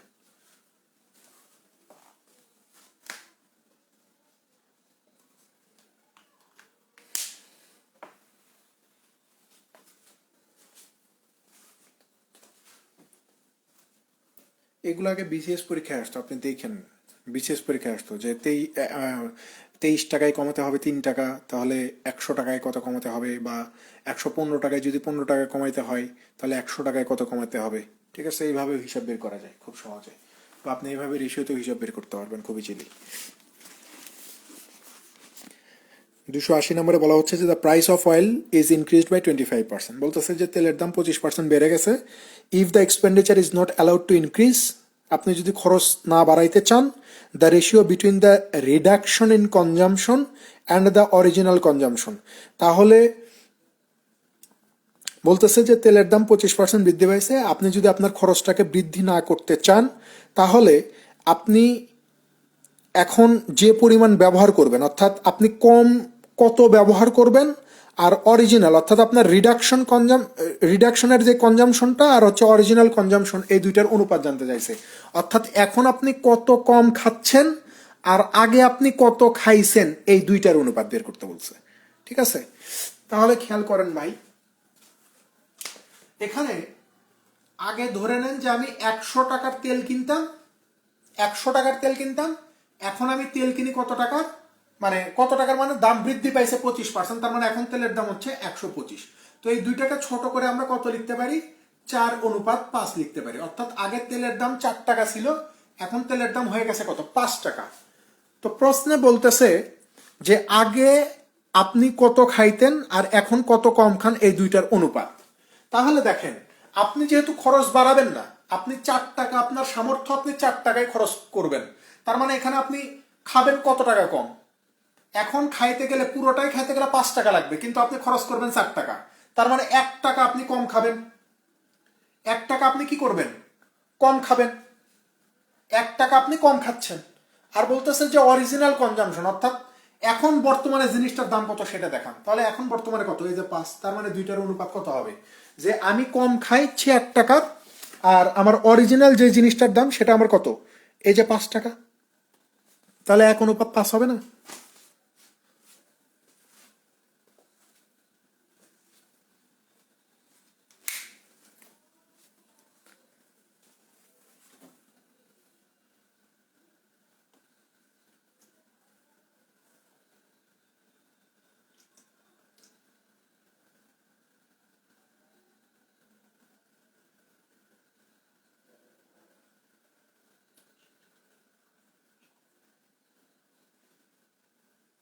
বা এইটাকে আপনি এইভাবেও চিন্তা করতে পারেন, এখানে আপনি ওই জিনিসটা নিয়ে আসতে পারেন। সেটা হচ্ছে এরকম যে 100 আর 125 থেকে আমরা কত পাইছি, 4 আর 5 পাইছি, তাই না?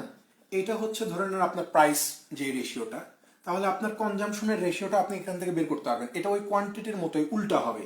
যে আগে আমার দাম কম ছিল, আমি বেশি খাইতাম, এখন আমার দাম বেশি হয়েছে, তাই আমি কত খাই, কম খাই, অর্থাৎ 4 খাই। তার মানে প্রাইস রেশিও আর হচ্ছে কনজামশন বা কোয়ান্টিটি, এই দুইটা উল্টা হয়ে যাবে। তো প্রশ্ন আপনাকে জিজ্ঞাসা করছে যে রিডাকশন কনজামশন আর একটা হচ্ছে অরিজিনাল কনজামশন, অর্থাৎ এখন আপনি কতটুকু কম খাচ্ছেন। এখন আপনি কতটুকু কম খাচ্ছেন, তো আগে আমি 5 খাইতাম, এখন আমি 4 খাই, তার মানে কত কম খাচ্ছি, 1 কম খাচ্ছি না, 1 কম খাচ্ছি, ঠিক আছে না, এই 1 কম খাচ্ছি। তাহলে আপনার অরিজিনাল কনজামশনটা, মানে আগে আমি কত খাইতাম, এখানে অরিজিনাল কনজামশন মানে হচ্ছে পূর্বে আমি যা খাইতাম। অরিজিনাল কনজামশন মিন্স মানে হচ্ছে পূর্বে আমি যা খাইতাম, অর্থাৎ দাম যে 25% বৃদ্ধি হয়েছে, এই বৃদ্ধির আগে আমি যা খাইতাম সেইটা, আর দাম বৃদ্ধির পরে আমি যত কম খাচ্ছি সেইটা, এই দুইটার অনুপাত। তার মানে আমার অরিজিনাল কনজামশন এখানে আগে আমি 5 করে খাইতাম না যখন আমার দাম কম ছিল, তাই 1:5 হবে। একটু কারেকশন করে নেন, আগেরটা বোধহয় আমি ভুল বলছি, ঠিক আছে? আগেরটা বোধহয় আমি ভুল বলছি, আমি আরেকবার একটু রিকভার করে দেই। দেখেন, এখানে আগে ধরেন দাম বৃদ্ধির পূর্বে দাম ছিল 100 টাকা, এখন 25% বৃদ্ধির পরে দাম কত হয়ে গেছে, 125। তো এই দুইটাকে ছোট করে আমরা 4:5 বলতে পারি। এইটা হচ্ছে আপনার প্রাইস, মূল্যের অনুপাত। তো আমার কনজামশন বা খাওয়ার অনুপাত হবে প্রাইসের ঠিক উল্টো। কিরকম, যে আগে যখন আমার দাম কম ছিল তখন আমি বেশি খাইতাম, আর এখন আমার দাম বেশি, এখন আমি কম খাই। তার মানে এইটা জাস্ট উল্টে যাবে, উল্টে যাবে। তাহলে আগে আমি কত খাইতাম, 5 করে খাইতাম, আর এখন আমি কত খাই, 4 খাই। তাহলে এখানে কম কত খাচ্ছি ভাই, 1 কম খাচ্ছি। তাহলে এই 1-এর সাথে আমাকে তুলনা করতে বলতেছে যে অরিজিনাল কনজামশন, অর্থাৎ আগে আমি কত খাইতাম, দাম বৃদ্ধির পূর্বে আমি কত খাইতাম। তো দাম বৃদ্ধির পূর্বে আমি 5 খাইতাম, তার মানে এই যে 1:5। এটা একটু কারেকশন করে নিন, ঠিক আছে? প্রথমত আমি ভুল বলছিলাম।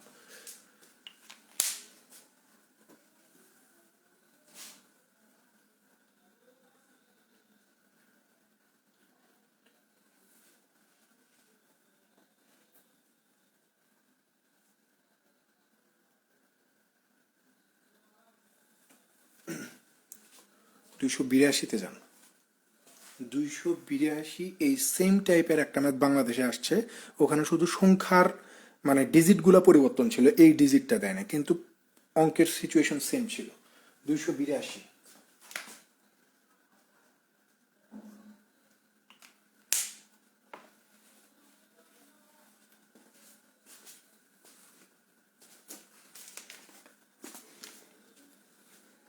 দেখেন, 282-তে বলতেছে যে the price of sugar increases by 32%, বলতেছে যে চিনির দাম 32% বৃদ্ধি পাইছে।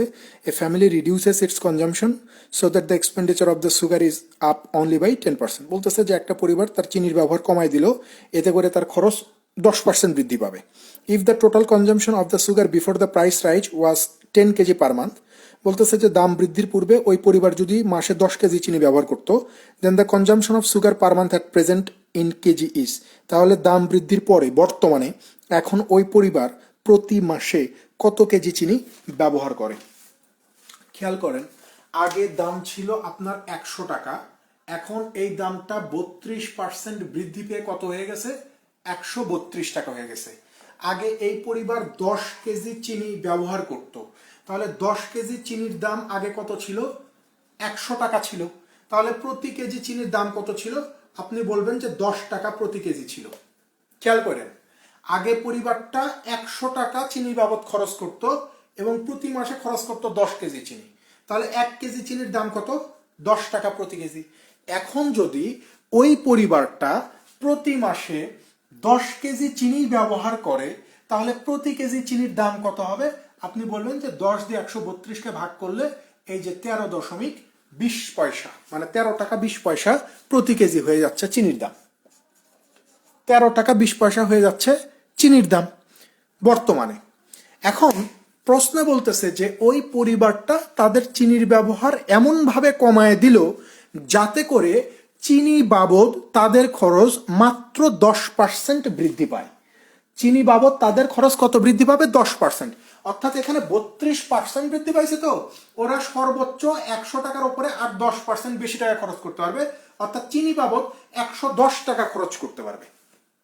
তাহলে ওই পরিবারটা যদি এখন প্রতি মাসে চিনি বাবদ 110 টাকা খরচ করে, আর বর্তমানে যদি প্রতি কেজি চিনির দাম এই যে 13 টাকা 20 পয়সা করে হয়, তাহলে ওই পরিবারটা কত কেজি চিনি ব্যবহার করতে পারবে, এটা আমাদের কাছে জানতে চাইছে। তাহলে খুব সহজ হিসাবে এখান থেকে দশমিক তুলে দেন, দশমিকের জন্য 1, তারপর একটা শূন্য বসাই দিলাম। এখন দেখেন 11 এটার ভিতরে কতবার যাবে, 12 বার, 11 এটার ভিতরে 10 বার, 2 এটার ভিতরে 6 বার, 2 এটার ভিতরে 5 বার, 2 এটার ভিতরে 5 বার, 2 এটার ভিতরে 3 বার, 5 5 25, 25কে যদি 3 দিয়ে ভাগ করি তাহলে 8 সমস্ত 1/3 কেজি আসে। তাহলে দাম বৃদ্ধির পরে ওই পরিবারটা মাত্র 8 সমস্ত 1/3 অথবা 8.33 কেজি চিনি প্রতি মাসে ব্যবহার করতে পারবে।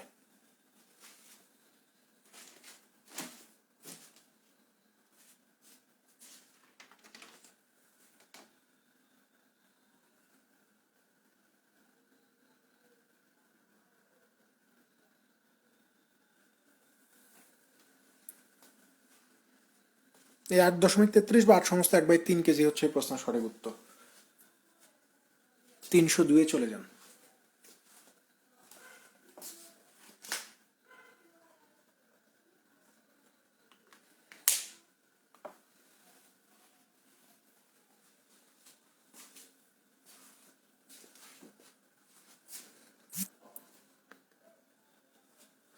একশো দশ এইভাবে আসছে। প্রশ্নটাতে দেখেন, প্রশ্নটাতে বলতেছে যে চিনির দাম আগে 100 ছিল, বর্তমানে 32% বৃদ্ধি পাওয়ার পরে 132 হয়েছে। এখন আপনার তো চিনি খাইতেই হবে, চিনি তো লাগবেই। তো বলতেছে যে ওই পরিবারটা চিনির ব্যবহার এমনভাবে কমালো যাতে করে চিনি বাবদ সে আর মাত্র 10% বেশি টাকা খরচ করতে পারবে। ওই যে দেখেন প্রশ্নে লেখা আছে সে চিনি বাবদ এখন 10% বেশি টাকা খরচ করে, অর্থাৎ আগে 100 টাকা খরচ করত, এখন শুধুমাত্র 10% বেশি টাকা অর্থাৎ 110 টাকা খরচ করবে। অর্থাৎ সে আগে 100 টাকার চিনি কিনতো, এখন 110 টাকা করে কিনবে। এই যে 10% যোগ হয়ে 110 হয়ে গেছে। ঠিক আছে,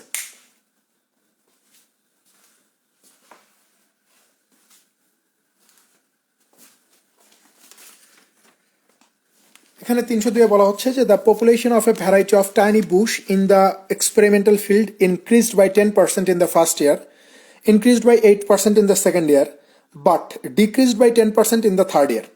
If the present number of bushes in the experimental field is 26,730, then the number of bushes in the beginning was, বলতেছে যে একটা পরীক্ষামূলক উদ্ভিদের সংখ্যা, ধরেন যে একটা জমিতে কিছু আপনি গাছ লাগাইছেন নতুন প্রজাতি, সেটার উপর একটা এক্সপেরিমেন্ট চালাচ্ছেন।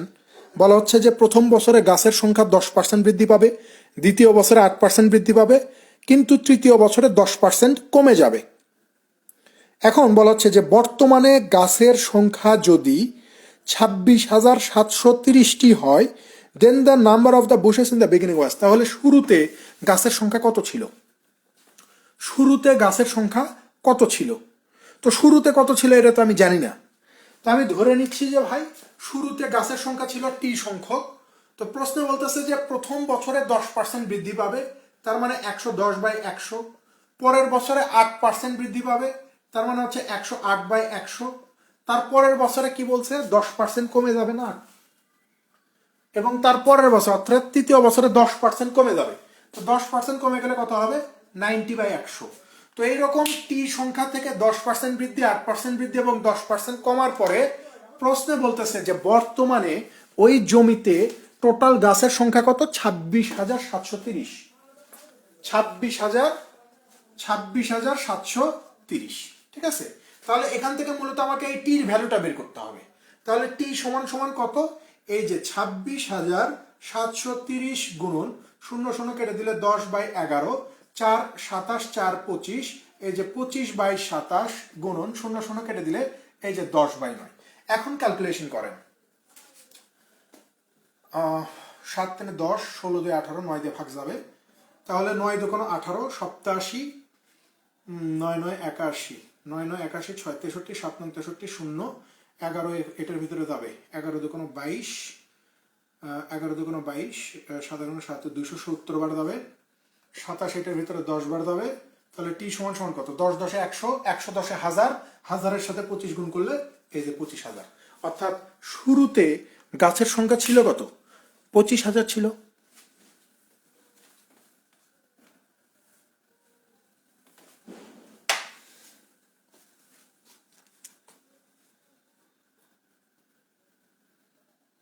প্রথমে 9 দিয়ে কাটছি, ঠিক আছে, 9 দিয়ে প্রথমে কাটছি, তারপরে 11 দিয়ে কাটছি, তারপরে 27 দিয়ে কাটছি।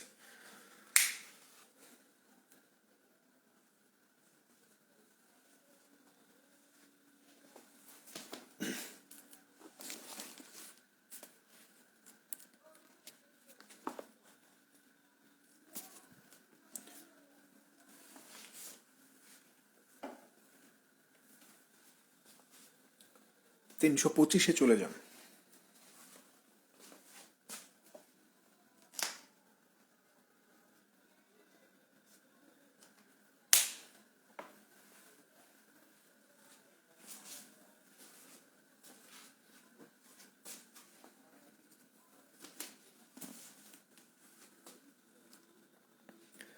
দেখেন 325-এ বলা হচ্ছে যে fresh fruit contain 68% water and dry fruit contains 20% water.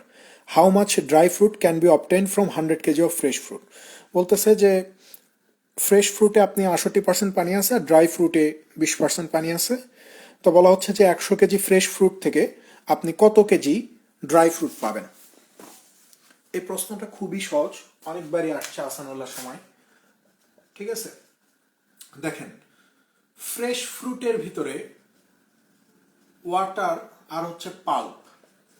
দেখেন ওয়াটারের পরিমাণ বলতেছে যে 68%, তাহলে পাল্পের পরিমাণটা কত, মানে হচ্ছে 32%। পাল্প মানে কি, ধরেন আমি আপনাকে যদি একটু সহজভাবে বোঝানোর চেষ্টা করি, আমরা এই যে কিছুদিন পর আম খাওয়া শুরু করবেন আপনারা, আম যখন পেকে যায় তখন দেখবেন যে ওই পাকা আমটাকে একটু যদি আপনি মানে চাপ দেন, মানে একটু চাপলে কিন্তু রস বের হয়ে যায় না, আমের যেই রসটা থাকে সেটা কিন্তু বের হয়ে যায়, তাই না। সো এখানে ওই রসটা যে বের হচ্ছে, বা কাঁচা আমও যদি আপনি একটু ইয়ে করেন তাহলে কিন্তু কাঁচা আমের আমরা জুস খাই না, রস বের হয়। বা আপনি মানে এটার চেয়ে ভালো একটা উদাহরণ হচ্ছে দেওয়া যায় হচ্ছে তরমুজের বা আঙ্গুরের উদাহরণটা সবচেয়ে বেশি দেওয়া যায়। এখানে গ্রেপসের কথাই বলছে নাকি, না, আপনি আঙ্গুরের কথা বলতে পারেন। আপনি একটা আঙ্গুর যদি রোদের মধ্যে রেখে দেন তাহলে দেখবেন যে ওই আঙ্গুর কিন্তু শুকায় যাবে। আঙ্গুরের ভিতর মূলত কি থাকে, পানি থাকে না, পানি থাকে। তো আপনি যদি জিনিসটাকে রোদের মধ্যে রাখেন তাহলে সারা দিন রোদের ভিতরে রাখলে ওইটা বিকেলবেলা যেয়ে দেখবেন যে ওইটা কিসমিসের মতো হয়ে গেছে, মানে একদম শুকে গেছে। তাহলে ভিতরের পানিগুলো কই চলে গেল, উড়ে গেছে, বাষ্প হয়ে গেছে। তো এখানে ওয়াটার হচ্ছে ওই জিনিসটা যে শুধু পানির জিনিসটা, আর পাল্প হচ্ছে মানে একদম শুদ্ধ বাংলায় যারা বলা হয় যে মাংস, ঠিক আছে, মাংস জিনিসটা, অর্থাৎ যে শুকনো অংশটা পড়ে থাকে পানি ছাড়া সে অংশটাকে আমরা পাল্প বলি। তাহলে ফ্রেশ যেই ফলটা, সেখানে যদি 68% পানি থাকে তাহলে 32% ওই পাল্প থাকবে, অর্থাৎ মেইন অংশটা থাকবে। তো এই 68 আর 32কে যদি আমরা একটু ছোট করে লিখি তাহলে আমরা বলতে পারবো যে ভাই 4×17 68 আর 4×8 কত 32। ঠিক আছে, এখন আসেন ড্রাই ফ্রুট। ড্রাই ফ্রুটে বলতেছে যে পানির পরিমাণ কত 20।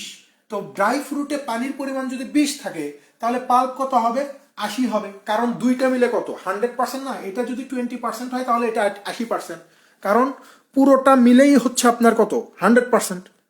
তাহলে ড্রাই ফ্রুটে যদি 20% পানি হয় তাহলে পাল্প আমার কত হবে 80% হয়ে যাবে, তাই না? তো আমরা এই 20 আর 80-কে যদি একটু ছোট করি, অর্থাৎ 10 দিয়ে যদি ভাগ করি তাহলে 10×2 = 20 আর হচ্ছে 8×10 = 80। এখন আপনি আমাকে বলতে পারেন যে ভাই 20 আর 80-কে তো আরো ছোট করা যায়, তো আপনি কেন ছোট করলেন না? আমি এই কারণে এখানে ছোট করতেছি না আরো, যে পাল্পের পরিমাণ আঙ্গুরটা যখন কাঁচা থাকে তখনও পাল্পের পরিমাণ 8ই থাকবে, আঙ্গুরের পানি যখন বাষ্পীভূত হবে, যখন শুকে যাবে, তখনও কিন্তু পাল্পের পরিমাণ 8ই থাকবে, অর্থাৎ পাল্প কিন্তু নিশ্চিহ্ন হবে না, পানি নিশ্চিহ্ন হবে। সো প্রথম ক্ষেত্রেও ফলটা ফ্রেশ থাকলেও পাল্পের পরিমাণ যা, ফলটা শুকে গেলেও পাল্পের পরিমাণ কি থাকবে 8ই থাকবে। এই জন্য আমি এই পাল্পের পরিমাণটাকে আমি সমান করার কারণে এই দুইটাকে আর বেশি ছোট করি নাই। তো প্রশ্ন আমাকে বলতেছে যে এই ফ্রেশ ফ্রুট যেটা, এইটার পরিমাণ দেওয়া আছে কত 100 কেজি, 100 কেজি দেওয়া আছে। তাহলে এখানে ফ্রেশ ফ্রুট টোটাল কত ভাই? আপনি বলবেন যে 17 আর 8 25। তো আমাদের এখানে যেটা 25 প্রশ্নে, সেটাকে বলতেছে কত 100। আমাকে বলতেছে যে এখান থেকে তাহলে ড্রাই ফ্রুট কত পাবেন, তাহলে ড্রাই ফ্রুট আমার এখানে কত ভাই? আপনি বলবেন যে 2 আর 8 10।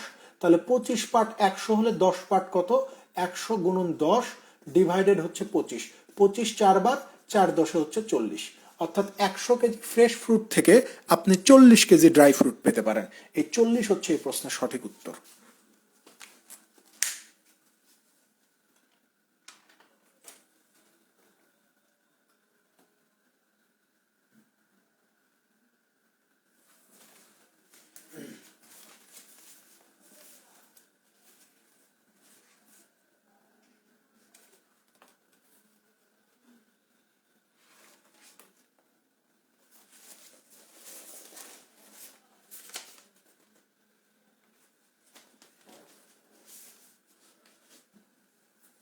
341 জন।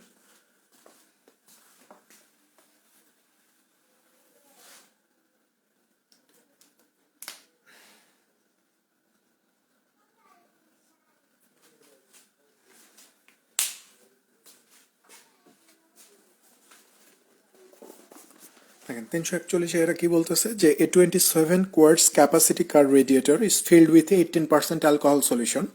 How many quarts be drained and then be replaced by a 90% alcohol solution for resulting solution to contain 42% alcohol? এখানে বলতেছে যে একটা 27 কোয়ার্টস ক্ষমতা সম্পন্ন গাড়ির রেডিয়েটর 18% অ্যালকোহল মিশ্রণে পূর্ণ। কি পরিমাণ কোয়ার্টস সরিয়ে তাতে 90% অ্যালকোহলের মিশ্রণ যোগ করলে তাতে 42% অ্যালকোহল থাকবে। কথাটা বুঝছেন? এখানে কিন্তু চাইলেই আমরা এটা প্রয়োগ করতে পারি, রুল অফ এলিগেশন কিন্তু এখানে প্রয়োগ করা যায়। বলতেছে যে একটা 27 কোয়ার্টস ক্ষমতা সম্পন্ন গাড়ির রেডিয়েটর 18% অ্যালকোহলে পরিপূর্ণ। এরপরে বলতেছে যে কি পরিমাণ কোয়ার্টস আপনি এখান থেকে সরায় নিবেন এবং ওইটার পরিবর্তে 90% অ্যালকোহল আপনি মিশ্রণ করবেন, অ্যাড করে দিবেন, যার ফলে ওভারঅল অ্যালকোহলের পরিমাণ 42% হয়ে যাবে। 42% হয়ে যাবে। তাহলে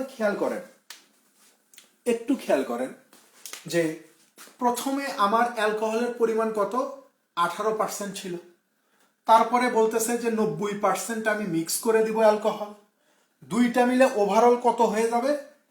কত বললো 42 নাকি? হ্যাঁ 42% হয়ে যাবে। দুইটা মিলে ওভারঅল কত হয়ে যাবে? বলতেছে যে 42% হয়ে যাবে। 42% হয়ে যাবে। এখন কথা হচ্ছে যে এই যে বলতেছে যে আমার 27 কোয়ার্টস রেডিয়েটর, এইটার ভিতরে আপনার কি ছিল 18% অ্যালকোহল ছিল। তো আপনি যখন এখান থেকে কোনো কিছু সরায় নেবেন, এই 27 কেজি ধরেন যে 27 কেজি মিশ্রণ থেকে যখন কোনো কিছু সরায় নেবেন, তো কি পরিমাণ সরায় নিচ্ছেন এটা কি আমরা জানি? এটা কি জানা আছে? জানা নাই। আবার আপনি যা সরায় নিচ্ছেন, ধরেন এখান থেকে আপনি 2 কেজি সরায় নিচ্ছেন, তো আপনি পরবর্তীতে আপনাকে বলতেছে যে এই যে 2 কেজি আপনি সরায় নিলেন, এই 2 কেজির পরিবর্তে আপনি আবার অ্যালকোহল এখানে মিক্স করবেন। মানে 2 কেজি সরায় নিছেন, 2 কেজি অ্যালকোহলে আপনি সেখানে কি করতেছেন? মিক্স করতেছেন, তাই না বিষয়টা? তাহলে এখানে আসলে আমি কত পরিমাণ সরায় নিছি, বা এখানে আমার অ্যালকোহলের টোটাল পরিমাণটাই কত ছিল বা কি অবস্থা ছিল, এইটা তো আমার জানা নাই। এটা তো আমার জানা নাই। তো এখন যদি আমি এখানে অ্যালিগেশনটা লাগাই, তাহলে এখানে ওই অ্যালকোহলের অনুপাতটা আমি পেয়ে যাব। দেখেন, 42 থেকে 18 বাদ দিলে 24 পাওয়া যায়, আর 90 থেকে 42 বাদ দিলে আমরা 42 আর 50 48, তার মানে এখানে পাবো কত? 48। তো 24 এখানে 2 বার, 24 এখানে 1 বার। তাহলে এখানে এই পাশ আর এই পাশ, দুইটা পাশ মিলে টোটাল মিশ্রণের পরিমাণই তো হচ্ছে আমার 27 কোয়ার্টস, তাই নয় কি? আমার এই পাশ আর এই পাশ, দুইটা পাশ মিলেই টোটাল মিশ্রণের পরিমাণ কত? 27। তাহলে এখানে আমার এই দুইটা পাশ মিলে টোটাল পরিমাণ কত বের হয়েছে? 2 আর 1 টোটাল কত? 3 বের হয়েছে। 3। তো আমাদের এখানে যেটা 3 লিটার বা 3 কেজি, প্রশ্নে সেটাই কত?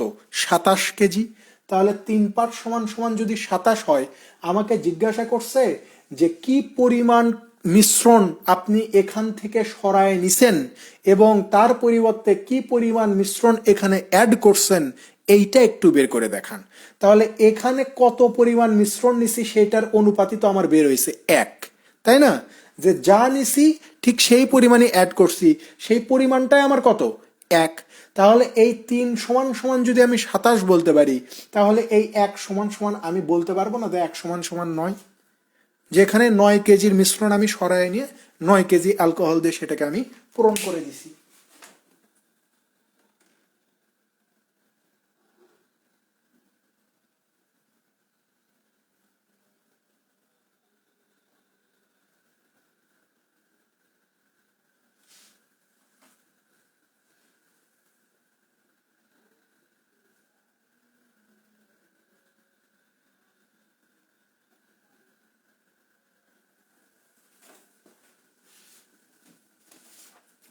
এরপরে চলে যান 351 নম্বর। 351 নম্বরটাও আসছিল বাংলাদেশে বোধ হয়।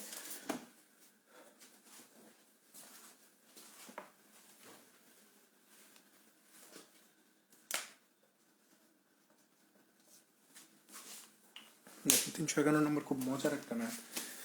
এখানে বলা হচ্ছে যে if the price of sugar falls by 2 whole 1/2%, বলতেছে যে চিনির দাম 2.5% কমে যাবে।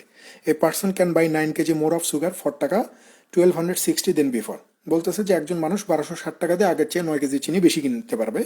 If the price had risen by 12 whole 1/2%, বলতেছে যে চিনির দাম যদি 12.5% বৃদ্ধি পায়, how much sugar would he have bought for the same sum, তাহলে সে একই টাকা দিয়ে এখন কি পরিমাণ চিনি কিনতে পারবে?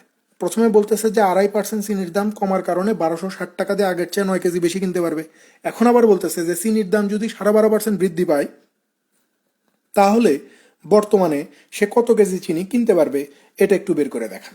তাহলে প্রথমে আপনাকে এখানে দুইটা জিনিস জানতে হবে যদি আপনি খুব সহজে সলভ করতে চান।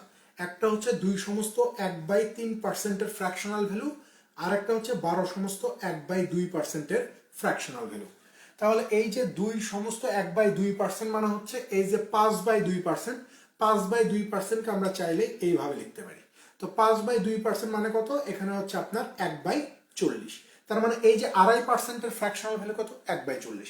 আর 12.5%-এর ফ্র্যাকশনাল ভ্যালু কত? 25/2 গুণন হচ্ছে কত? 1/100। এখানে হচ্ছে 4 বার, তাহলে কত হচ্ছে? 1/8 হয়ে যাচ্ছে। তো এই জন্য বলছিলাম এগুলো মুখস্থ রাখতে। যদি মুখস্থ রাখেন তাহলে এইভাবে করতে হবে না। তো এই যে 2.5%-এর ফ্র্যাকশনাল ভ্যালু হচ্ছে 1/40, 12.5%-এর ফ্র্যাকশনাল ভ্যালু কত? 1/8। ঠিক আছে? তো প্রশ্নে আমাকে বলতেছে যে চিনির দাম কি হবে? 2.5% কমে যাবে। তো 2.5% কমা মানে কত? 40 টাকার উপরে 1 টাকা কমা।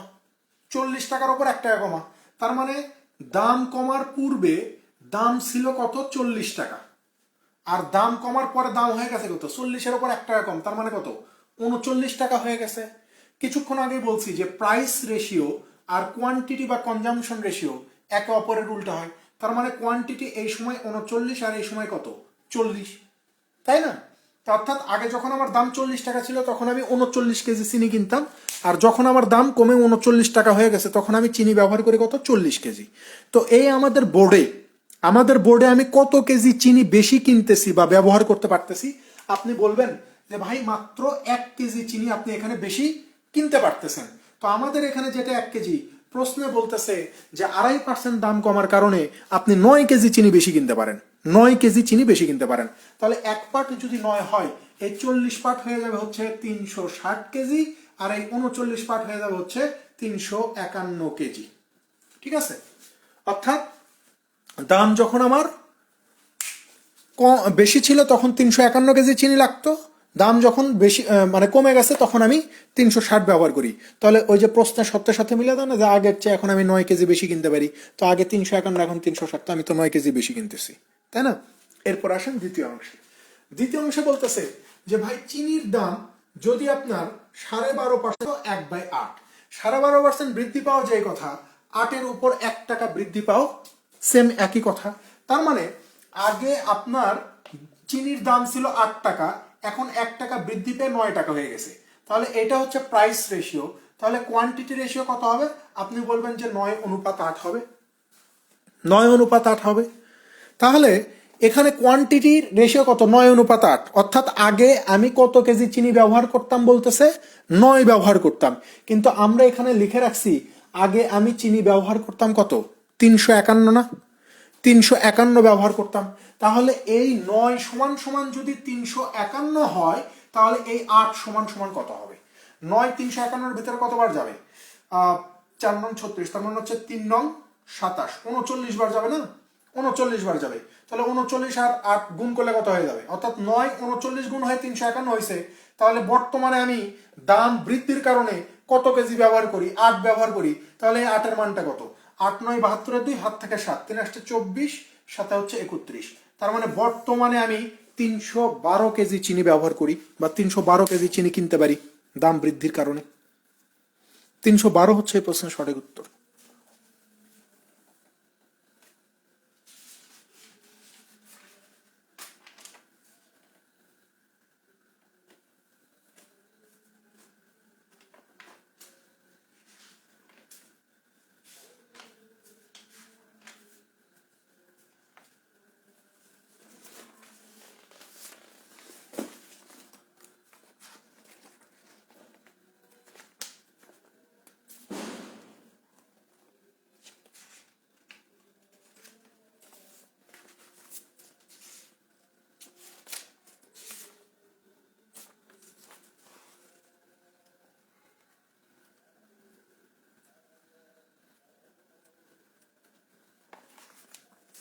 এরপরে চলে যান 365-তে।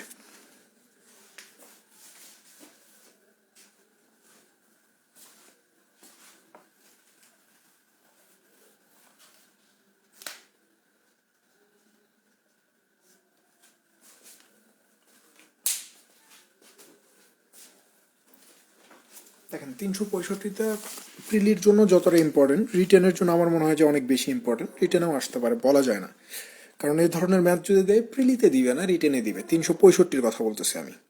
এখানে বলা হচ্ছে যে the majority against a certain motion is equal two 8% of the total number of voting. If 14 of those who voted against it had voted for it, the motion would have been carried by 4 votes. Find the number of votes for and against the motion. বলা হচ্ছে যে একটা নির্দিষ্ট দলের মোট ভোটের 8% একটা সিদ্ধান্তের বিপরীতে ভোট দেয়। কথা খুব খেয়াল করে বলতেছে যে একটা নির্দিষ্ট দলের মোট ভোটের 8% একটা সিদ্ধান্তের বিপরীতে ভোট দেয়। সিদ্ধান্তের বিপরীতে ভোট দেয়া 14 জন, সিদ্ধান্তের বিপরীতে ভোট দেয়া 14 জন সিদ্ধান্তের পক্ষে ভোট দিলে সিদ্ধান্তটির পক্ষে 4টা ভোট বেশি পড়ে। সিদ্ধান্তের পক্ষে এবং বিপক্ষে ভোটের সংখ্যা কত বের করেন। তাহলে আমি তো এখানে জানি না ভাই আমার টোটাল ভোট কত বা কি অবস্থা, কিছুই জানি না। আমি ধরে নিচ্ছি যে ভাই এখানে টোটাল ভোটার হচ্ছে ধরে নেন যে এক্স, টোটাল ভোট ধরে নেন যে এক্স সংখ্যক ভোট। এখন পক্ষে ভোটের সংখ্যাকে আমরা ধরে নিচ্ছি এফ, ঠিক আছে, এরা হচ্ছে পক্ষে ভোট দিবে। আর যারা বিপক্ষে ভোট দিবে এদের সংখ্যাকে আমি ধরে নিচ্ছি কত, এ। কথা বুঝছেন কিন্তু, টোটাল ভোট হচ্ছে এক্স, যারা পক্ষে ভোট দিবে তাদের সংখ্যাকে এফ ধরতেছি, যারা বিপক্ষে ভোট দিবে তাদের সংখ্যাকে এ ধরতেছি। এখন বলতেছে যে যারা বিপক্ষে ভোট দেয়, যারা সিদ্ধান্তের বিপক্ষে ভোট দেয় তাদের মধ্যে 14 জন ওই সিদ্ধান্তের পক্ষে ভোট দেয়। আই রিপিট, যারা সিদ্ধান্তের বিপক্ষে ভোট দেয় তাদের মধ্য থেকে 14 জন আছে যারা ওই সিদ্ধান্তের পক্ষে ভোট দেয়। এর ফলে ওই সিদ্ধান্তের পক্ষে ভোটারের সংখ্যা বিপক্ষের ভোটারের চেয়ে 4 জন বেশি হবে, 4 জন বেশি হবে। তাহলে নর্মালি একটা জিনিস চিন্তা করেন যে যখন বিপক্ষের 14 জন ভোটার পক্ষে 14 জন মানে পক্ষে ভোট দিচ্ছে, তখন এই পক্ষে ভোটারের সংখ্যা ছিল আমার এফ সংখ্যক, এদের সংখ্যা বেড়ে কত হয়ে যাচ্ছে, এফ প্লাস 14 হয়ে যাচ্ছে না, এফ প্লাস 14 হয়ে যাচ্ছে। আর বিপক্ষে যারা ভোট দেয় তাদের মধ্যে থেকে 14 জন আবার পক্ষে ভোট দিচ্ছে, তার মানে বিপক্ষ থেকে এই 14কে আমি মাইনাস হয়ে যাচ্ছে না, মাইনাস করে দিলাম। এখন বলতেছে যে এই যে পক্ষে ভোটারের সংখ্যা আর বিপক্ষে ভোটারের সংখ্যা পার্থক্য হবে কত, 4। অর্থাৎ এই বিপক্ষের 14 জন পক্ষে ভোট দেওয়ার ফলে পক্ষে ভোটারের সংখ্যা 4 জন বেশি হয়ে গেছে। তাহলে এখান থেকে আমরা যদি এই ইকুয়েশনটা একটু সলভ করার চেষ্টা করি তাহলে কত পাই খেয়াল করেন। তাহলে এখান থেকে পাবো f minus a plus 28 is equal two 4। তাহলে 28 থেকে 4 বাদ দিলে আমার পেয়ে যাচ্ছে কত, 24। আর এখান থেকে পেয়ে যাচ্ছি a মাইনাস f। অর্থাৎ আলটিমেটলি এই ইকুয়েশনটা সলভ করার পরে আমরা একটা জিনিস জানতে পাচ্ছি যে বিপক্ষে ভোটারের সংখ্যা হবে পক্ষে ভোটারের চেয়ে কতজন বেশি ভাই, 24 জন বেশি। এই ইকুয়েশনটা সলভ করে আমরা জানতে পারলাম যে বিপক্ষে ভোটারের সংখ্যা পক্ষে ভোটারের চেয়ে কতজন বেশি হবে, 24 জন বেশি হবে। এখন ওই যে প্রশ্নের প্রথমের দিকে বলতেছিল যে the majority against a certain motion is equal two 8% of the total number of voting. বলা হচ্ছিল যে একটা নির্দিষ্ট দলের মোট ভোটের 8% একটা সিদ্ধান্তের বিপরীত ভোটার, একটা সিদ্ধান্তের বিপরীত ভোটার। তাহলে সিদ্ধান্তের বিপরীতে 14 জন ভোট দেয়, তারা আবার পক্ষে ভোট দেয়, এতে করে 4টা ভোট বেশি পড়ে দেয়। এখন সিদ্ধান্তের পক্ষের বিপক্ষের সংখ্যাটা আমাকে বের করতে হবে। খেয়াল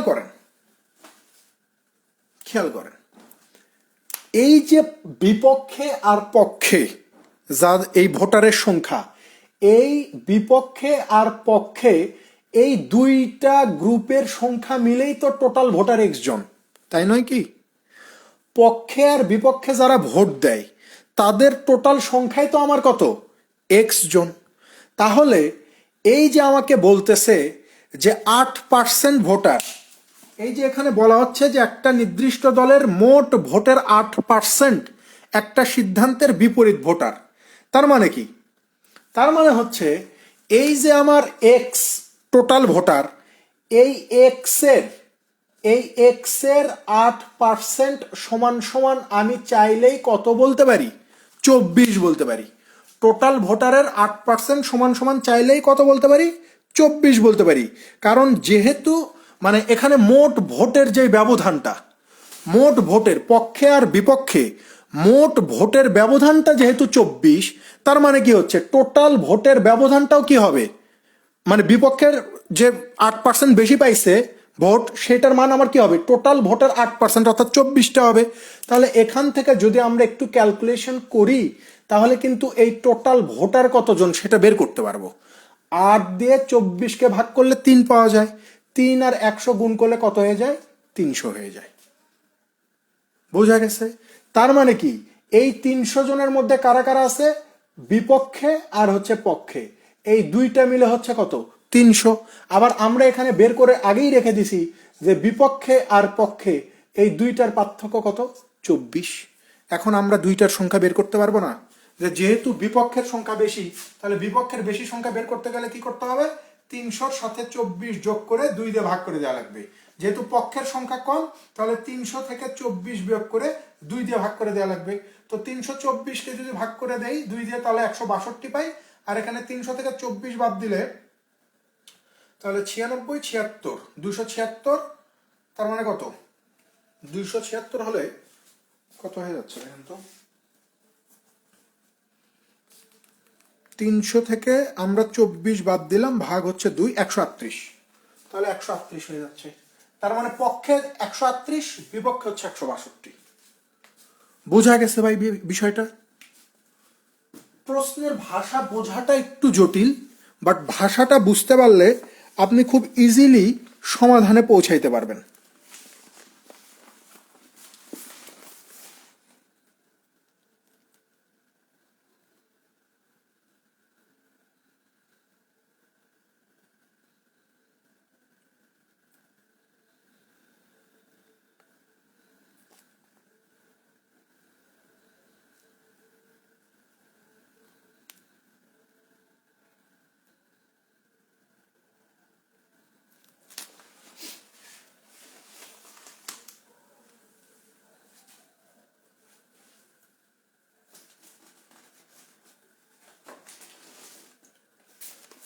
আসেন আমরা পরেরটাতে চলে যাই।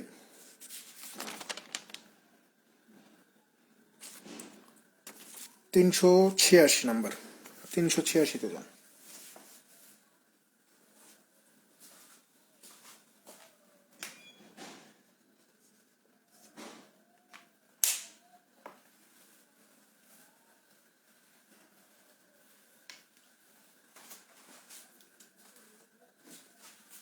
দেখেন 386-তে কি বলতেছে, যে the mark price of an article is টাকা 2400, একটা জিনিসের লিখিত মূল্য দেওয়া আছে 2400 টাকা। The shopkeeper gives successive discount of X% and 15%। একজন দোকানদার দুইবার ওই জিনিসটার উপর ডিসকাউন্ট দেয়, একবার প্রথমবার দেয় X% আর পরের বার দেয় 15%। বলতেছে যে ইফ দ্য কাস্টমার পেজ টাকা 1876.8 ফর দ্য আর্টিকেল, কাস্টমারকে যদি ওই জিনিসের জন্য 1876 টাকা 80 পয়সা পে করতে হয়, find the value of x, তাহলে এক্স এর ভ্যালুটা কত এটা আমাকে বের করতে হবে। অনেকভাবেই বের করা যায়, অনেকে অনেকভাবে চিন্তা করবেন, বাট আপনি যদি চিন্তা করেন যে আমি একদম সহজভাবে চিন্তা করব, তাহলে এভাবেও ভাবা যায়। বিষয়টা হচ্ছে প্রথমে একটা জিনিসের দাম ছিল হচ্ছে 2400 টাকা, 2400 টাকা। এখান থেকে আপনি X% ডিসকাউন্ট পাবেন, তারপরে আবার বলতেছে যে আপনি 15% ডিসকাউন্ট পাবেন, পাওয়ার পরে দাম কত হবে, 1876 টাকা 80 পয়সা হবে। ঠিক আছে? তো আমাকে বের করতে হবে যে এই যে এখানে X% আমাকে ডিসকাউন্ট দিছে, এই এক্স এর মানটা কত, অর্থাৎ এখানে আমি কত পার্সেন্ট ডিসকাউন্ট পাইছি এটা বের করতে হচ্ছে। ঠিক আছে? তো দেখেন আমরা দুইভাবে কাজটা করতে পারি। প্রথম যে বিষয়টা সেটা হচ্ছে যে আমার লিখিত মূল্য তো 2400 টাকা, 2400 টাকা। এখন আমি প্রথমে এই 2400 টাকার উপরে ধরলাম যে আমি 15% ডিসকাউন্ট পাচ্ছি, তাহলে 2400-র 15% কত, এই যে 360 টাকা, 360 টাকা। তাহলে 2400 টাকার 2400 টাকার উপরে যদি আমি 15% ডিসকাউন্ট অর্থাৎ 360 টাকা ছাড় পাই, তাহলে 2400 টাকার জিনিসটা আমি কিনবো কত টাকা দিয়ে ভাই? আপনি বলবেন যে 2400 টাকার জিনিসটা আপনি কিনবেন হচ্ছে 2040 টাকা দিয়ে, 2040 টাকা। কারণ 2400-র উপর একবার 15% ডিসকাউন্ট দিলে দামটা কত আসে, 2040 আসে। কিন্তু আমি কিনছি কত টাকা দিয়ে, 1876 টাকা 80 পয়সা দিয়ে কিনছি না?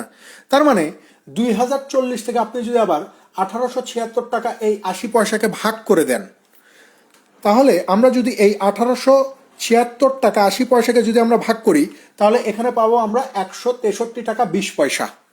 যে আমি এই 2040 টাকা থেকে আরো 163 টাকা 20 পয়সা কি পাবো? ডিসকাউন্ট পাবো। 2040 টাকা থেকে আমি আরো কত পাবো? 163 টাকা 20 পয়সা ডিসকাউন্ট পাবো। এই 163 টাকা 20 পয়সাই হচ্ছে মূলত এই X% ডিসকাউন্ট দিলে যে কয় টাকা ছাড় পাইতাম সেই টাকাটার পরিমাণ। তাহলে এই যে 163 টাকা 20 পয়সা আমি ডিসকাউন্ট পাচ্ছি, এটা কার ওপর পাচ্ছি? 2040-এর ওপর পাচ্ছি না? তাহলে এই 163 টাকা 20, এই যে 2040, এইটা কত পার্সেন্টের সমান? এইটার সাপেক্ষে এই টাকাটা কত পার্সেন্ট? এটা বের করলেই বলতে পারবো যে এই এক্স এর ভ্যালুটা কত। তাহলে এখান থেকে এই দশমিক কেটে দিয়ে এখানে একটা শূন্য ইয়ে করে দিলাম, মানে দুইটা শূন্য দিব, কারণ এখানে হচ্ছে 20 পয়সা। তাহলে গুণন কত আমার? এই যে 100। তাহলে এই দুই শূন্য এই দুই শূন্য কেটে দিলাম, এই শূন্য কেটে দিলাম। এখন খেয়াল করেন, 216-র ভিতরে যাবে কতবার? 8 বার, কারণ 8 216 আর আছে কত? 32, 4 8 32। তার মানে 204 দিয়ে 1632-এর ভিতরে যাবে কতবার? 8 বার। তার মানে এই এক্স এর ভ্যালু হচ্ছে এই যে 8%। কারণ এই যে আমি 2040-এর উপরে 163 টাকা 20 পয়সা ছাড় পাইছি, এই ছাড়টা মূলত এই X%-এর জন্য পাইছি, আর এই X%-এর ভ্যালুটাই হচ্ছে আমার এই 8%। বোঝা গেছে হিসাবটা? 3টা কাজ করতে হবে। প্রথম কাজই হচ্ছে আপনার 2400 টাকার উপরে 15% যে 360 টাকা, এই 360 টাকা আগে আপনাকে এই 2400 থেকে বিয়োগ করতে হবে। বিয়োগ করে জিনিসটার দাম কত হবে? 2040।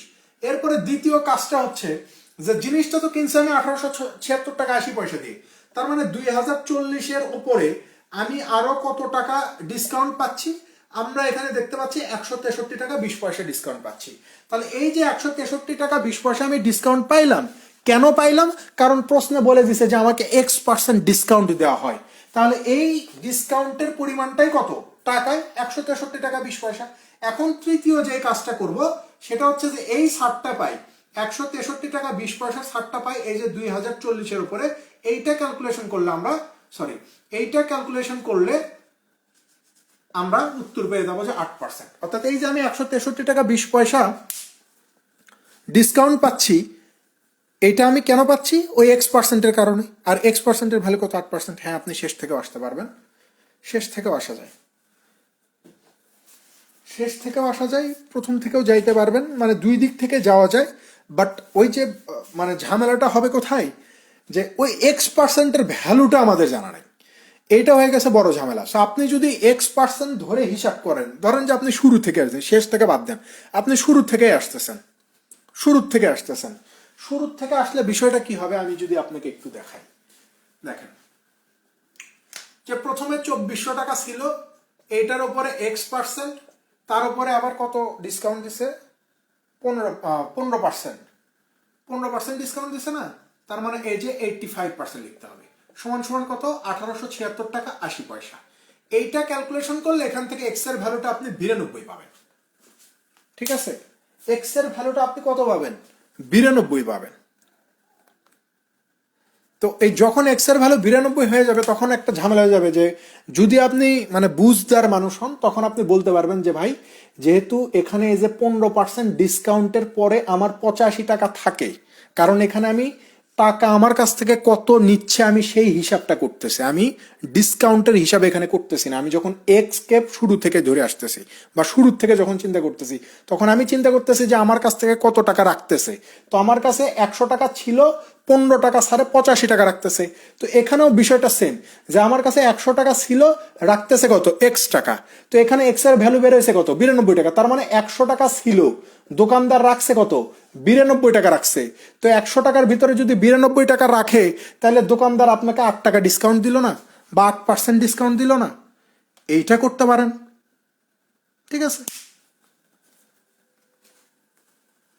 অথবা আপনি ওই যে 100 বাদ দিতে পারেন, কারণ আমি একটা কথা বলছি আজকে শুরু থেকে, ওই কথাটা আমি কয়েকবার বলছি যে ডিসকাউন্ট মানে কি? কম নিচ্ছে আমার কাছ থেকে। এই যে বলছে যে 15% কম নিচ্ছে, 15% কম থেকে নিচ্ছে? 100 থেকে নিচ্ছে না, 100 থেকে 15% কম নিচ্ছে। তো ঠিক সেম ভাবে আমার কাছ থেকে বলতেছে যে X% কম টাকা নেবে, তো X% কম টাকা কোত্থেকে নেবে, 100 থেকে নেবে না?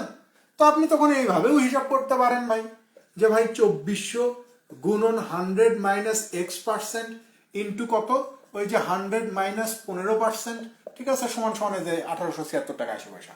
তখন আবার এখানে আপনার উত্তর চলে আসবে X সমান সমান হচ্ছে 8%, ঠিক আছে।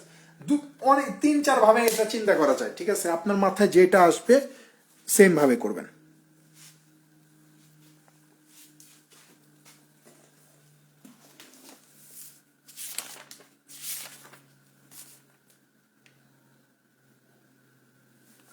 তিনশো 20 করে দিচ্ছি, নো প্রবলেম, একটা মিস্টেক হয়তো হয়েছে, সমস্যা নেই। দেখেন 390টা করে, তারপরে 320 করাই দিচ্ছি। দেখেন 390 দেখেন।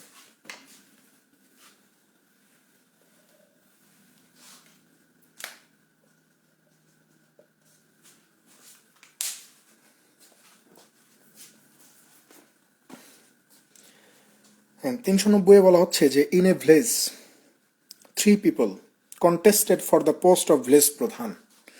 বলা হচ্ছে যে ধরেন যে একটা গ্রামের প্রধান হওয়ার জন্য 3 জন মানুষ নির্বাচনে নামছে। তো due to their own interest all the voters voted and no one vote was invalid. বলতেছে যে ওই গ্রামের সবাই ভোট দিছে এবং কোনো ভোট নষ্ট হয়নি। The losing candidate got 30% vote. যে হারছে, যে ভোটে হারছে সে 30% ভোট পাইছে। What could be the minimum absolute margin of votes by which the winning candidate led by the nearest rival if each candidate got an integral percent of votes। বলা হচ্ছে যে যিনি জিতছে, যিনি হারছে তিনি 30% ভোট পাইছে, আর যিনি জিতছে আর তার কাছের প্রতিদ্বন্দ্বী যারা, ঠিক আছে, 3 জন প্রতিদ্বন্দ্বী, একজন 30% ভোট পেয়ে হারছে, আর 2 জন যে আছে তার মধ্যে একজন জিতছে আর আরেকজন যে আছে সে হচ্ছে কাছের প্রতিদ্বন্দ্বী। অর্থাৎ এই 2 জনের মধ্যে ভোটের পার্থক্য মিনিমাম কত, মিনিমাম ভোটের পার্থক্যটা কত, এটা আমাকে বের করতে হবে। খেয়াল করেন, আমি ধরেই নিচ্ছি ভাই ওই এলাকায় ভোট আছে হচ্ছে 100টা, এলাকায় ভোট আছে 100টা। তো যিনি হারছে তিনি বলেই দিচ্ছে যে 30% ভোট পাইছে, মানে 30টা ভোট পাইছে। তাহলে যিনি জয়লাভ করছে এর নাম দিচ্ছি উইন 1, আর যিনি হ্যাঁ এর নাম দিচ্ছি উইন করছে, আর হচ্ছে রানার আপ যে হয়েছে, রানার্স আপ যে হয়েছে, এই 2 জনের সম্মিলিত ভোট তাহলে কত হবে? খেয়াল করেন, যিনি হারছে তিনি 30% ভোট পাইছে, তাহলে যিনি জিতলো আর যিনি রানার্স আপ হইলো এই 2 জনের ভোট কত? আপনি বলবেন 100 থেকে 30 চলে গেলে 70 হয়, 70 হয়। প্রশ্নে আমাদেরকে জিজ্ঞাসা করছে যে যিনি জিতছে আর যিনি রানার্স আপ হয়েছে এই 2 জনের ভোটের পার্থক্য মিনিমাম কত হবে, মিনিমাম ভোটের পার্থক্য কত, মানে সবচেয়ে কম পার্থক্য এখানে ধরা লাগবে। তো আপনি কি করতে পারেন? কম তো ধরতে পারবেন না, কারণ আপনি যদি এইটাকে 35 ধরেন, এটাকে 34 ধরলে আপনার কাজ হবে না, কারণ টোটাল ভোট হচ্ছে 70টা, তার মানে 35-34 করে হচ্ছে না।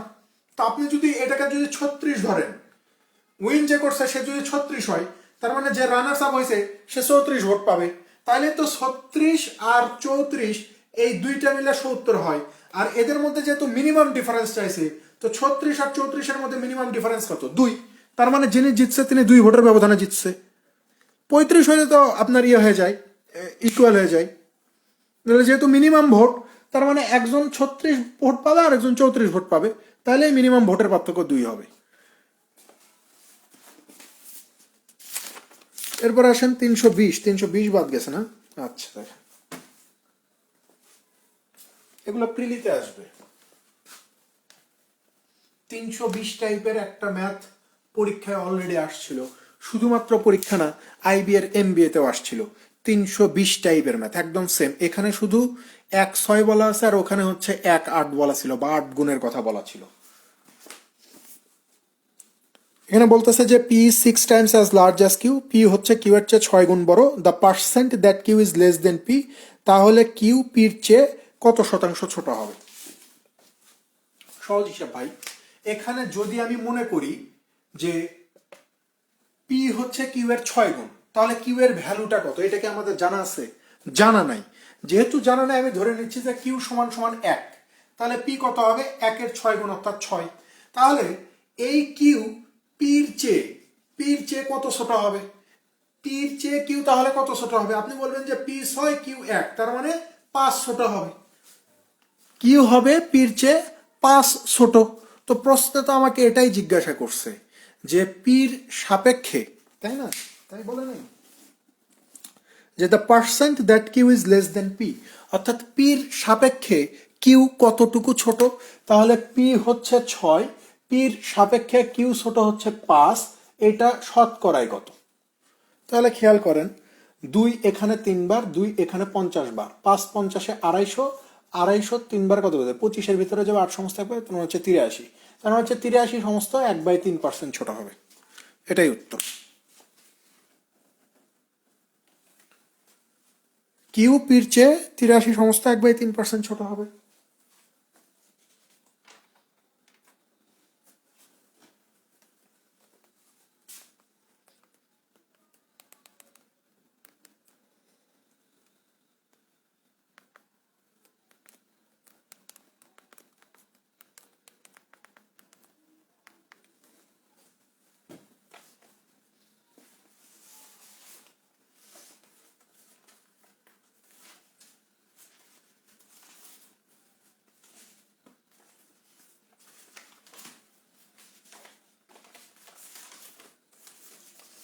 আপনাদের কালকেও কিন্তু ক্লাস হবে, বিষয়টা একটু মাথায় রাখেন। কালকেও আমরা ক্লাস করব। কালকে আমরা প্রফিট লস শুরু করব। ঠিক আছে, প্রফিট লস এখন সহজ লাগবে কারণ পার্সেন্টেজ অলরেডি ডান, তো প্রফিট লসটা এখন ইজি লাগবে আমাদের কাছে। আর যারা ভর্তি হবার তারা দ্রুত ভর্তি হয়ে নিন, আর যারা হবে না তার তো কথাই নেই।